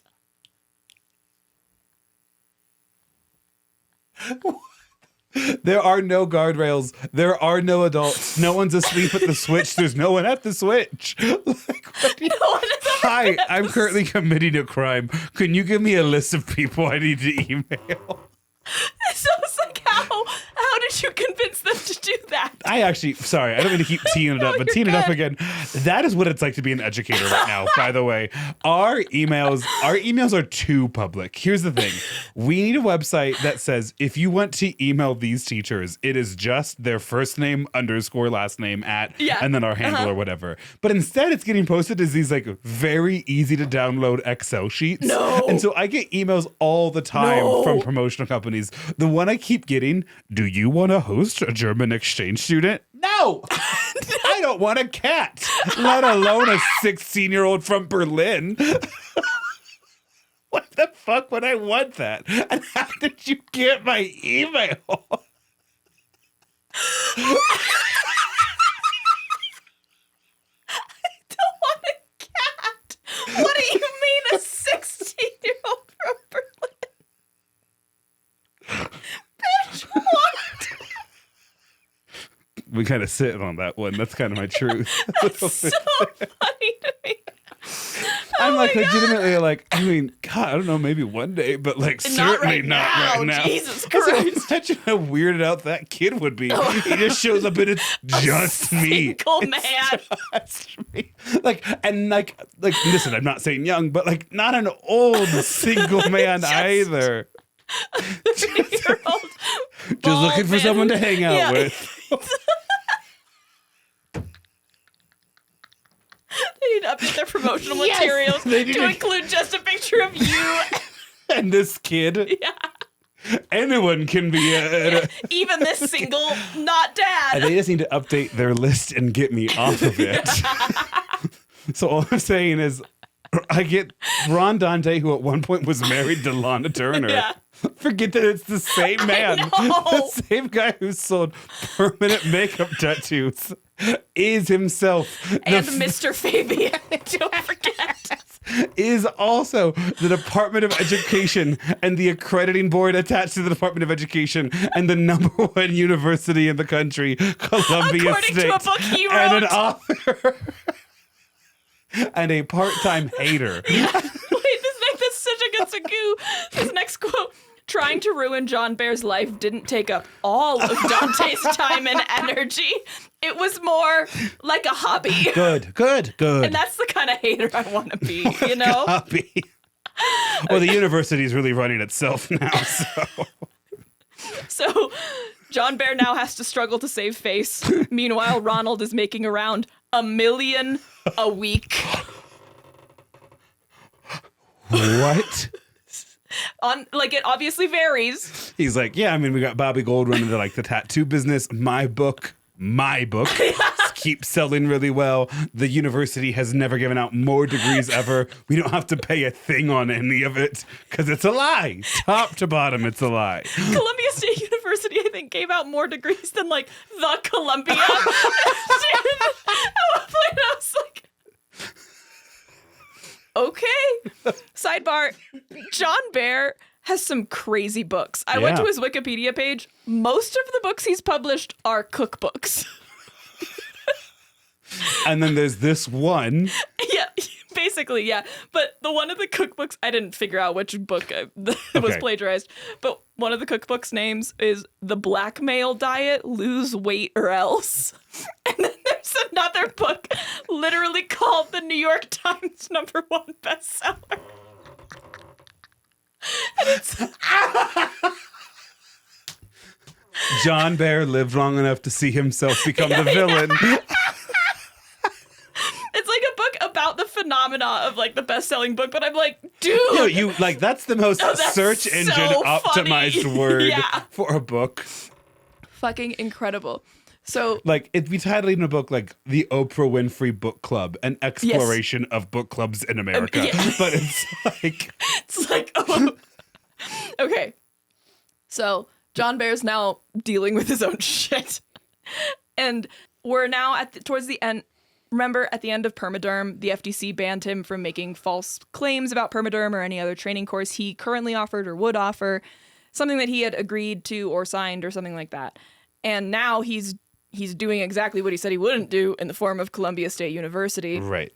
And the FTC did not have the manpower to investigate the decades of crimes that Ron had committed, but they did have the ability to prove that he had disobeyed the indictment given to him by the FTC. So in February of 1997, he is convicted on 10 counts of criminal contempt. Ironically, not for anything related to Columbia University, but contempt of court for ignoring an injunction related to Perm-a-Derm. He is sentenced to 67 months, which is 5.5 years. And then before the last day of his trial, he flees the country to Mexico. He was really kind of thought I was going to be able to beat this one, but I just have no idea how I'm going to keep up with all that correspondence from jail. From jail. I should flee. So apparently he consulted his lawyer, and his lawyer told him if he didn't want to go to prison, he said, the lawyer told me if I don't want to go to prison, I got to go north or south. That's a good lawyer. Yeah. That's a good lawyer. And so he packed up his gold and his cash and drove across the southern border and then settled in Ensenada, Mexico as a fugitive of the law. I have told you this before, that my gotta get out of town plan is to flee the country and go be the activities coordinator at a resort. Yeah. But I've always said that I'm going to pretend I have a doctorate degree, but in English literature or something. And it's, you just live it's yourself just already long been enough. done. I'm a poor Ron Dante. Are you kidding me? I love that so much. Okay. He planned to continue to run Columbia State University from Mexico. Just update the mailing address. As he do. His wife and kids would sneak down there to visit them. We don't know. What? Sorry, we don't know how many wives he have. I have no idea when he married this one. Or how many kids they have. Yeah, he claimed to marry someone. That one was disproven because Elizabeth was either his third wife or his fourth wife, but we're pretty sure the one of them that he claimed he married, he didn't actually marry. Some website said he had 6 or 7 wives. Elizabeth does seem to stick around at least for a little bit. She's the wife during all of this. I explored very, very initially a story. Didn't feel like there was enough. But a person who found out, like in his 20s, that his dad had a whole second family, and his dad had named the children in both families the exact same names. So he never had to get them crossed. I hate men. I think that's so ingenious. It's and so that you funny. should hate us for that. But I'm like, yeah, that makes so much sense. Yeah, I mean, he did what he had to do, you know? He then surprised his wife with a 110-foot yacht. Because he was initially living in a hotel, and then he decided I should get something more permanent, and so he buys a yacht. It's a boat. He buys a yacht, and so he just lives on the yacht that is just docked. Rumors are that he made so much money in the late 90s, he had to bury suitcases full of money in Mexico, and until his dying day, he was never clear on if that was a rumor or not. Or if it had all been dug up. Yeah, or what. And then comes the news segment called Troubleshooter. Troubleshooter is a news segment where Marty Emerald and JW, I believe JW is the producer, Marty Emerald being the main journalist, would look into scams in San Diego. Apparently, scam artists like setting up shop in San Diego. Here's a quote. Every kind of scam would germinate here because if you're going to commit fraud, why live in Nebraska? You know what I mean? Stupid people are everywhere. The sun is not. Hey. There it is. Yeah. So they get a tip, troubleshooters get a tip about Columbia State University. And so the pair, Marty and JW, agree that it is time for Rigo to get his opportunity to stack his resume with a degree. You're right. Rigo is a cockatiel owned by JW. So they claim when they're applying that there's like a place to put your other life experiences that can qualify as credit. Avionics. He was getting a degree in avionics, and his life experiences was flying and singing. And certified dermologist. And Rigo gets accepted. And so they do a segment on Troubleshooter called Rigo Goes to College. And they start getting even more contacts for people, like emails and calls, that didn't know they had been scammed until they watched that segment and they realized that they had degrees from Columbia State University. That's a really dry pill to swallow. Yeah. Yeah. It's called Rigo Goes to College. Rigo Goes to College. Okay. I did not look it up. Yeah. I just want to save it for later. I'll have off-air questions for you. So the pair, Marty and JW, start doing more digging as they find out how widespread of an issue it is. They try and find other people with degrees from Columbia State University. They do find one guy who got a civil engineering degree from Columbia State University, and he went on to be expert witness at trials in civil engineering. What? He's like, I've driven on a bridge before. You know what I'm looking for? And I'm sure that was the life experience they gave him credit for. Troubleshooters does more digging. They trace the accreditation to find it false. They find that none of the board of directors are real people. They also find the tax information. It's listed as a business because apparently that's where Ronald draws the line. I'm not going to lie on my business taxes. Yeah, I'm going to be registered pay my taxes with the upstate IRS. New York. Yes, actually Louisiana. I would pick that too. Apparently they have pretty lax consumer rights laws is what I think you read. could just say lax laws Okay, in yeah, fair Louisiana. I once heard a story once, never investigated it because my heart wanted it to be true, that you could drive around in the state of Louisiana with a margarita as long as your straw could put a tape over it. It was a concealed beverage. What? So you would drive through like a margarita shack and they would hand you like a styrofoam cup, lid, straw, a margarita, and then it would have like I think a scotch tape on the side. So you could like just take it tape and it down. seal up only if you got pulled over. Like I said, that might have been just a mean Florida man story. But the fact that everyone hears Louisiana and they're like, yeah, I get that logic, is more damning than if it was true. You're right. Okay, so from the troubleshooters, quote, the university's director is a man named Ronald Pellar, also known as Phil Harris, Joseph Reuben, Bonnie Rishian, Douglas Ford, among others. Some other aliases Again, I had. he was married to Lana Turner, too. Some others were Harold Cranshaw and Edward Conley, and we can't forget Mr. Fabian. And we also can't forget that his Ronald Dante is not a real name. Right. Yeah. Obviously, they're talking about Dr. Dante, and they realize that this is a treasure trove of information. And he started all of this as a hypnotist? I'm sorry. I just kind of, every single part of his life has felt like a whole different person. I know. And so to go back and be like, wait, because at one point I was like, but what does any of this have to do with Hypnotic? Wait, he was a hypnotist. Sorry, keep going. This next quote is perfect. Before starting a degree mill, he was a murderous hypnotist who married Lana Turner and made a fortune in the 80s tattooing people's faces. You'll just never be as cool as other people sometimes. No, that's a really You'll tough never pill be to as swallow. cool. The fact that he was married to Lana Turner doesn't make top 10 most interesting things he did with his life. I know. Also, the fact that he then married more women after leaving Lana Turner. Also crazy. Crazy.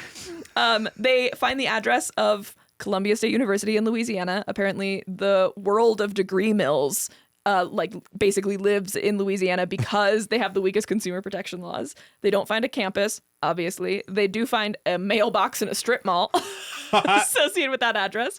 And so they're like, okay, the mail is definitely getting forwarded from here. Right. It's kind of illegal to figure out where mail is getting forwarded to. Sure. So they have a contact that they're both really tight-lipped about. But the contact did tell them that it went to a box in Southern California, specifically in San Clemente. So the whole system is set up to mail it to this P.O. box in Louisiana. And then he has set up with the Postal Service. Yes. All the mail that gets there actually gets forwarded to Mexico. No, to San Clemente. This is in Southern California. Okay. Yeah. Okay. He is in Mexico, but his the people he has hired to stuff envelopes to run it all. Yeah, and grade papers and send out diplomas and everything. Does it even stop in Louisiana then, or does it just get passed right along? Or does this one little place in Louisiana probably just processes all of it? I'm not sure. Okay. I have no idea. Yeah. They track this place down, and it takes them to an office with a sign above the door reading American Consumer Protection League, California Division.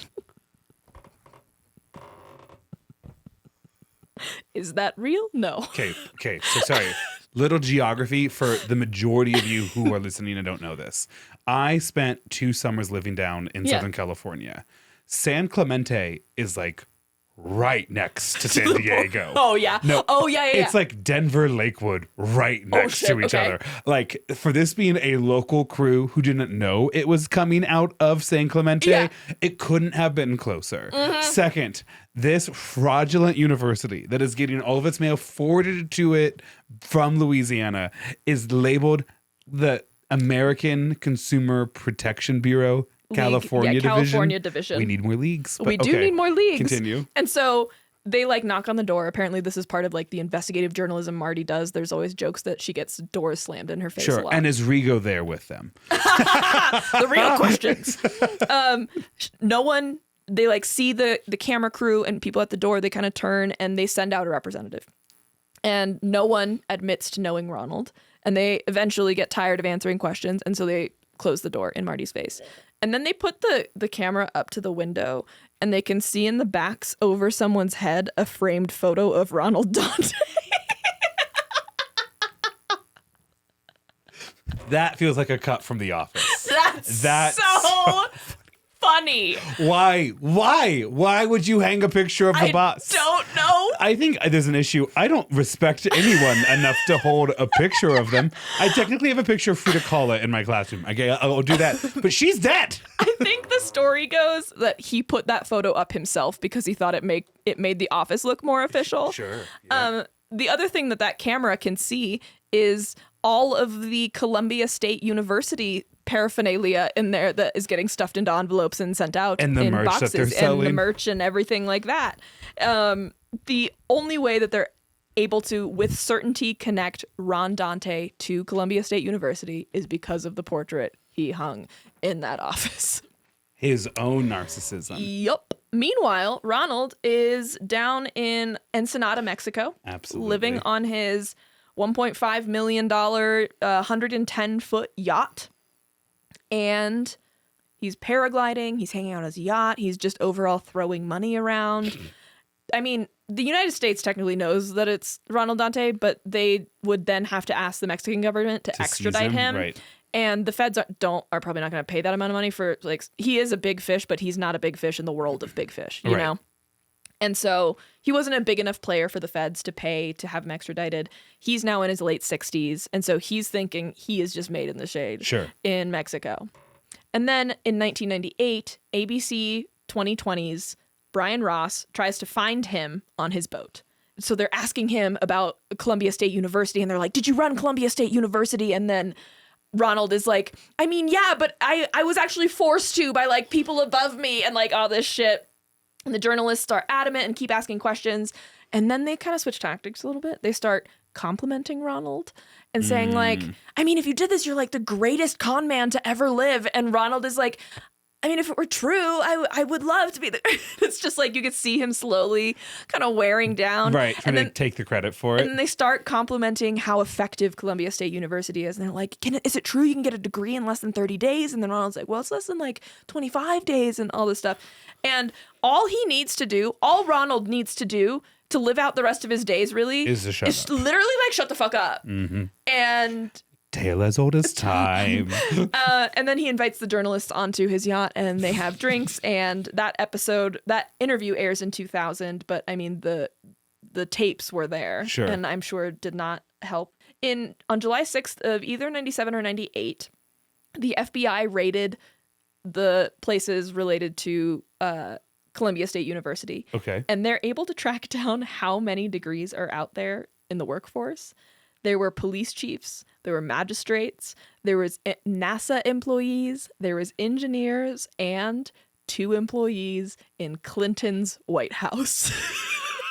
Which, of course, is a controversial thing for us to say right now. I went back and watched the TikTok, by the way, and I was like, people are mad about this? This is what they got upset about? That's crazy. Is one of them Monica Lewinsky? No, I'm kidding. Oh my God, no. I hope Ken Starr has a degree from Columbia State University.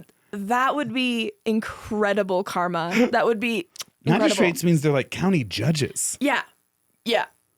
So at this point, they're turning out more degrees than the Ivy League Columbia. I'm sorry if this is not the time or place. I also feel like I've stopped you a lot, but this story is just so rich and wonderful. Funny. When I was in my online master's class, I remember at one point, like, towards the end of the first class of the course being like, okay, yeah, so this has been work. Like this makes me feel good about the degree that I'm getting. Okay, I'm not just like paying for like the little like I'm being pushed. and that's good, but this is work. Trying to make sure that all of you know that his degree was hard enough to be worth it. There were times where I was like, But no, I feel good. I feel good. Yeah, that's great. I mean, I'm not going to take the diploma down, you know?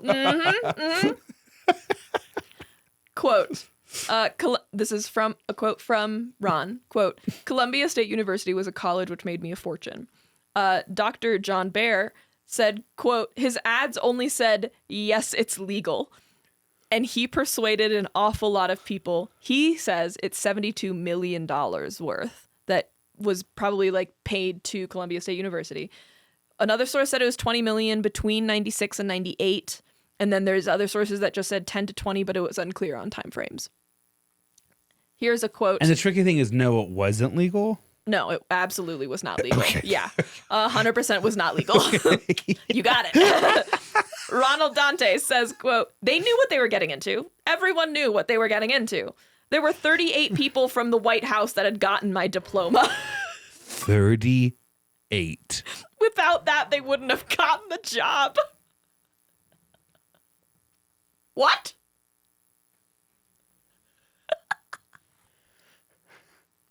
It's so funny. It's so funny. In in 1990. Did he keep a list? Was he Santa? How did he figure that out? Don't know. Okay. In 1998, it's successfully shut down. Remember, Ron's still in Mexico. Sure. He genuinely believes he did nothing wrong. He felt like not to this day, he's passed now, but like up until after all of this is over, into the 2010s, he felt he was a Robin Hood character working against higher education organizations, which he felt were greedy and gatekeepers of the American dream. When my mama and papa died and left me orphaned in Singapore, no one helped me until my third and eighth wife. Lana Turner. Thank you. And the street urchin hypnotherapist. Who taught me how to hypnotize. With those skills, I learned how to tattoo people's faces and make clothing, obviously. And from there, I was like, I must share my gifts with the world. Yeah. In many ways, everyone got a degree in how to be Ron Dante, which is how to just believe in yourself and bullshit. Yeah. You know? Yeah. Like, say it so often to yourself that you believe it. And hey, I know we say it's like not legal, but like if the degree said believe in yourself and bullshit, Ron Dante is accredited to give that degree out. I would stand by that. And I would give him credit for life experience. Yeah. So remember, he's in Mexico still, and then one story goes he was caught trying to cross back into the U.S. Most other sources say he was kidnapped off of his yacht by federales. Oof. Either way, he's back in the U.S., and in 1998 sometime, he starts his sentence. It's 5.5 years, so towards the end of that sentence, he is then charged for 9 counts of mail fraud relating to Columbia State University. He pleads guilty in January of 2004 and is sentenced in April of 2004. And at 75 years old, while he is still serving the 5.5 years from the previous trial, he is sentenced to an additional 8 months in prison. He has to give up his $1.5 million yacht because he bought that with proceeds from the crime. And he also has to pay $45,000 in restitution. He could have, the charges that he was given, he could have been sentenced to a max of 45 years and fined up to $2.25 million. Did he die in prison? No. Oh, okay. No. He lived until 2013. The way I would have been like, look, and how much money do you need so I can just stay on my yacht? Yeah. Like, I'll shut it down. We'll literally pay you out. Yeah. I'll shut it down and I'll give you a list of every person who has a degree. Call it evens. I won't ever re-enter the U.S. or use the U.S. Postal Service. Deal? Deal? I promise. Who am I hurting down here? I'm the lifeblood of this local economy. They didn't even harvest caviar before I got here. They had no idea how to pop the champagne the correct way. We had... I'll tell you later. Okay. I'm going to tell you later. Okay. So then we're now into like the late 2000s, early 2010s maybe, and there's an NPR reporter, Jennifer Sharp, who finds old stuff of Ronald Dante's, like old things advertising his shows. She does an interview with him. That's seen by a documentarian named Bradley Beasley. And together they kind of work on a 2010 documentary. It will be, I think, mostly made by Bradley Beasley, but it's called Mr. Hypnotism. You can watch it. It's not super long. It's available on Vimeo. It's linked in my show notes. They find him living in a trailer park. Whoa. In a trailer that his brother paid for. But it is clear that this man is king of the trailer park. He knows every single person. He talks all of them up to the camera crew. He tells them all these crazy like little backstories. Like he is king of crowd work. Yeah. And the thing too was like, if he just wrote an actual book about his actual life, he wouldn't live in a trailer park again. Crazy. Yeah. You just need to say the stories a ghostwriter would put it together for you. Exactly. Yeah. He's giving Jeff Goldblum for real. Like the cadence of his talk is so Jeff Goldblum in some of these clips that I was like, wait a minute. You also find out he's still peddling the same lies about his origin story to the people in the trailer park. Like they're talking to Singapore master's degree, Singapore doctorate. Yeah, Malaysia, whatever. Amazing. Yeah. The fact that the Lana Turner thing is true is just... Yeah, I know. What? Crazy. Okay. Less than a year out of prison, he started doing hypnotherapy again. There's literal footage that they made, or like audio tape or whatever, of them in his fucking trailer, and he's accepting calls for people that are curious about a hypnotherapy seminar, and he pulls the same shit. Like, you see him, you watch him do it in real time where he's like, we're full. We'll have to call you back later. Yeah, this is full. And on the off chance that something opens up, I can put you on the wait. Like, you literally hear him do it. And then at the end, he's like, he's talking to them. He's like, this doesn't air before November, right? And they're like, yeah. He's like, okay, good.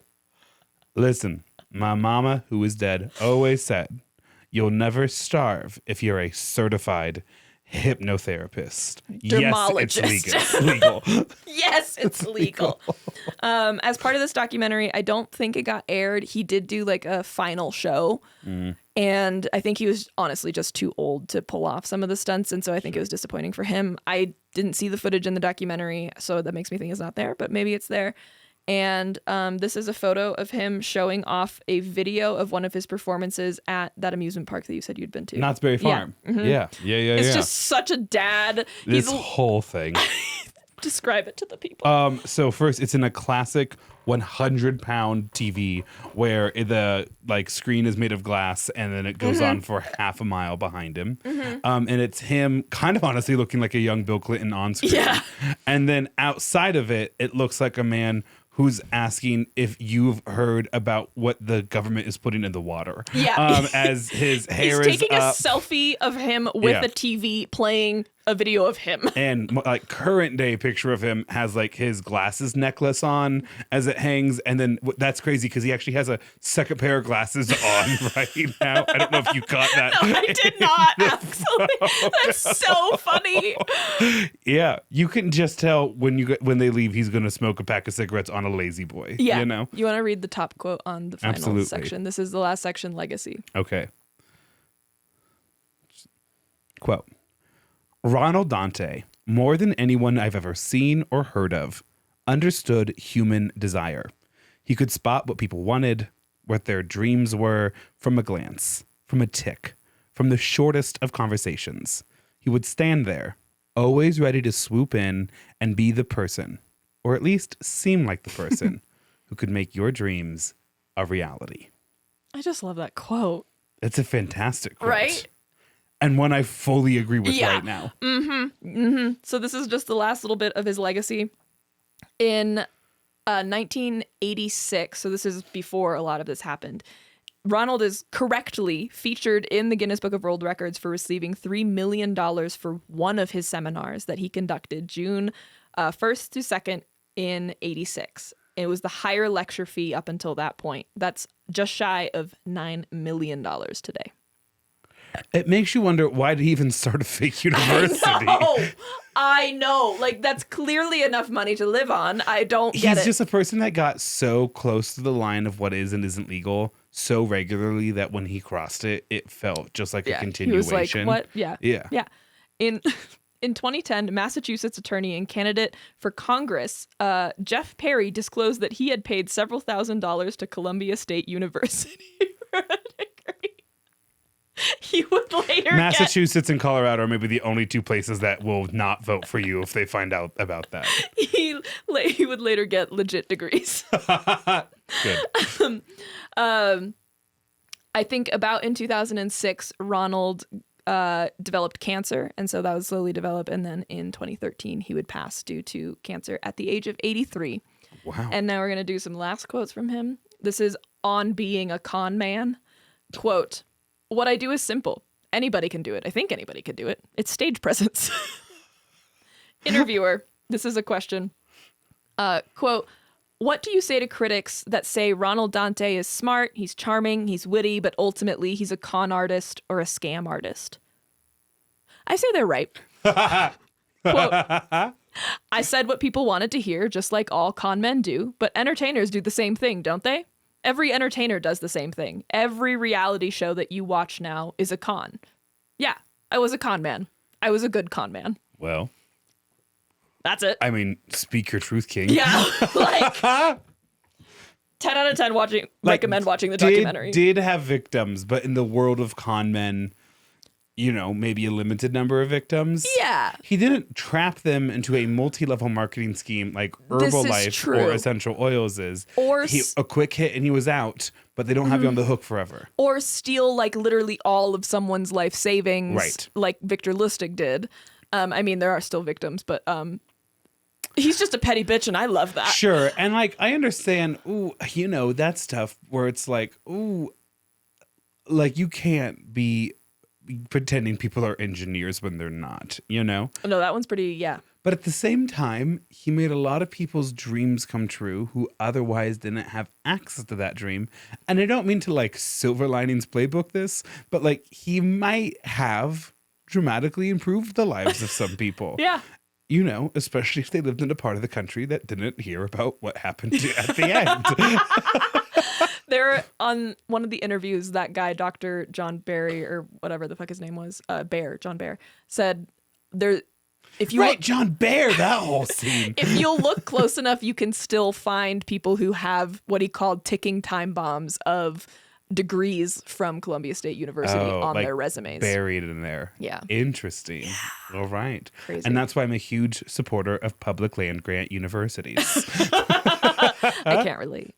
No, you cannot. But No. like truly phenomenal story. Thank you. I'm glad it Not came out. at all what I thought we Yeah? were going to learn about. Do you want to know what I thought? I was coming in preparing to hear about the Manson murders. Oh my God.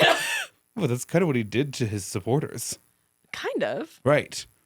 Okay. The other option I'm glad I had, you didn't, for the record. I mean, not like I wouldn't have loved it. I do want to cover them at some point. Sure. That just it's another, like with your next theme, I was like, I can't cover true crime for that. That's so on the nose. I think for you, like the Manson family is kind of like my Titanic, right? Which is like, I will one day cover it. But it's going to take a lot out of me. It'll be our goodbye tours episodes, It'll be like... It'll be the last tour we ever do because I won't have any more energy. After 400 episodes of edging, our final two. What was your other option? Oh, the other theme option was self-proclaimed, but I didn't like that as much. What about for an episode title? Maybe. I don't love it anymore. Ron Dante? Because it plays on the Robin Hood Robin thing. Hood. I don't know. We'll workshop it. All right. Yeah. Thank you for joining us this evening, friends. There is an announcement at the start of it. I've been trying to remember. Maya will remember. We're going on. Nope, it's because we did that one already. Yep. What's the other thing you've been? Is it? Do they need to rate us or? Anyways, Rate and review us. What the fuck? you do that at the end. Sorry. All right, we got it. You ready? We'll do it live. Thank you for joining us. You can find us on social media where we are Well I Laughed. You can join us online where we are wellilaughed.com. I know. Well, there's a lot of W's too. Yeah, that's true. The current episode we are in is Hypnotic, and the next theme is sickening. We're on a one-word tour. Well, I guess we kind of are, yeah. So if you have listener stories for that, please submit them on the website or at wellilaughtpod@gmail.com.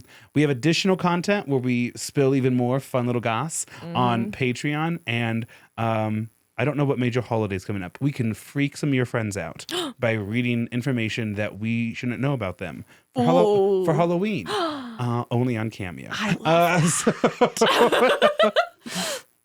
Yeah. Yeah, that's good. Thanks. And don't forget to rate and review us. Oh, sorry, I kind of forgot that you want me to do that again. Don't forget to rate and review us. And like and subscribe. Ha! Smash that subscribe button. Boom, boom. Goodbye, love you. Bye, guys.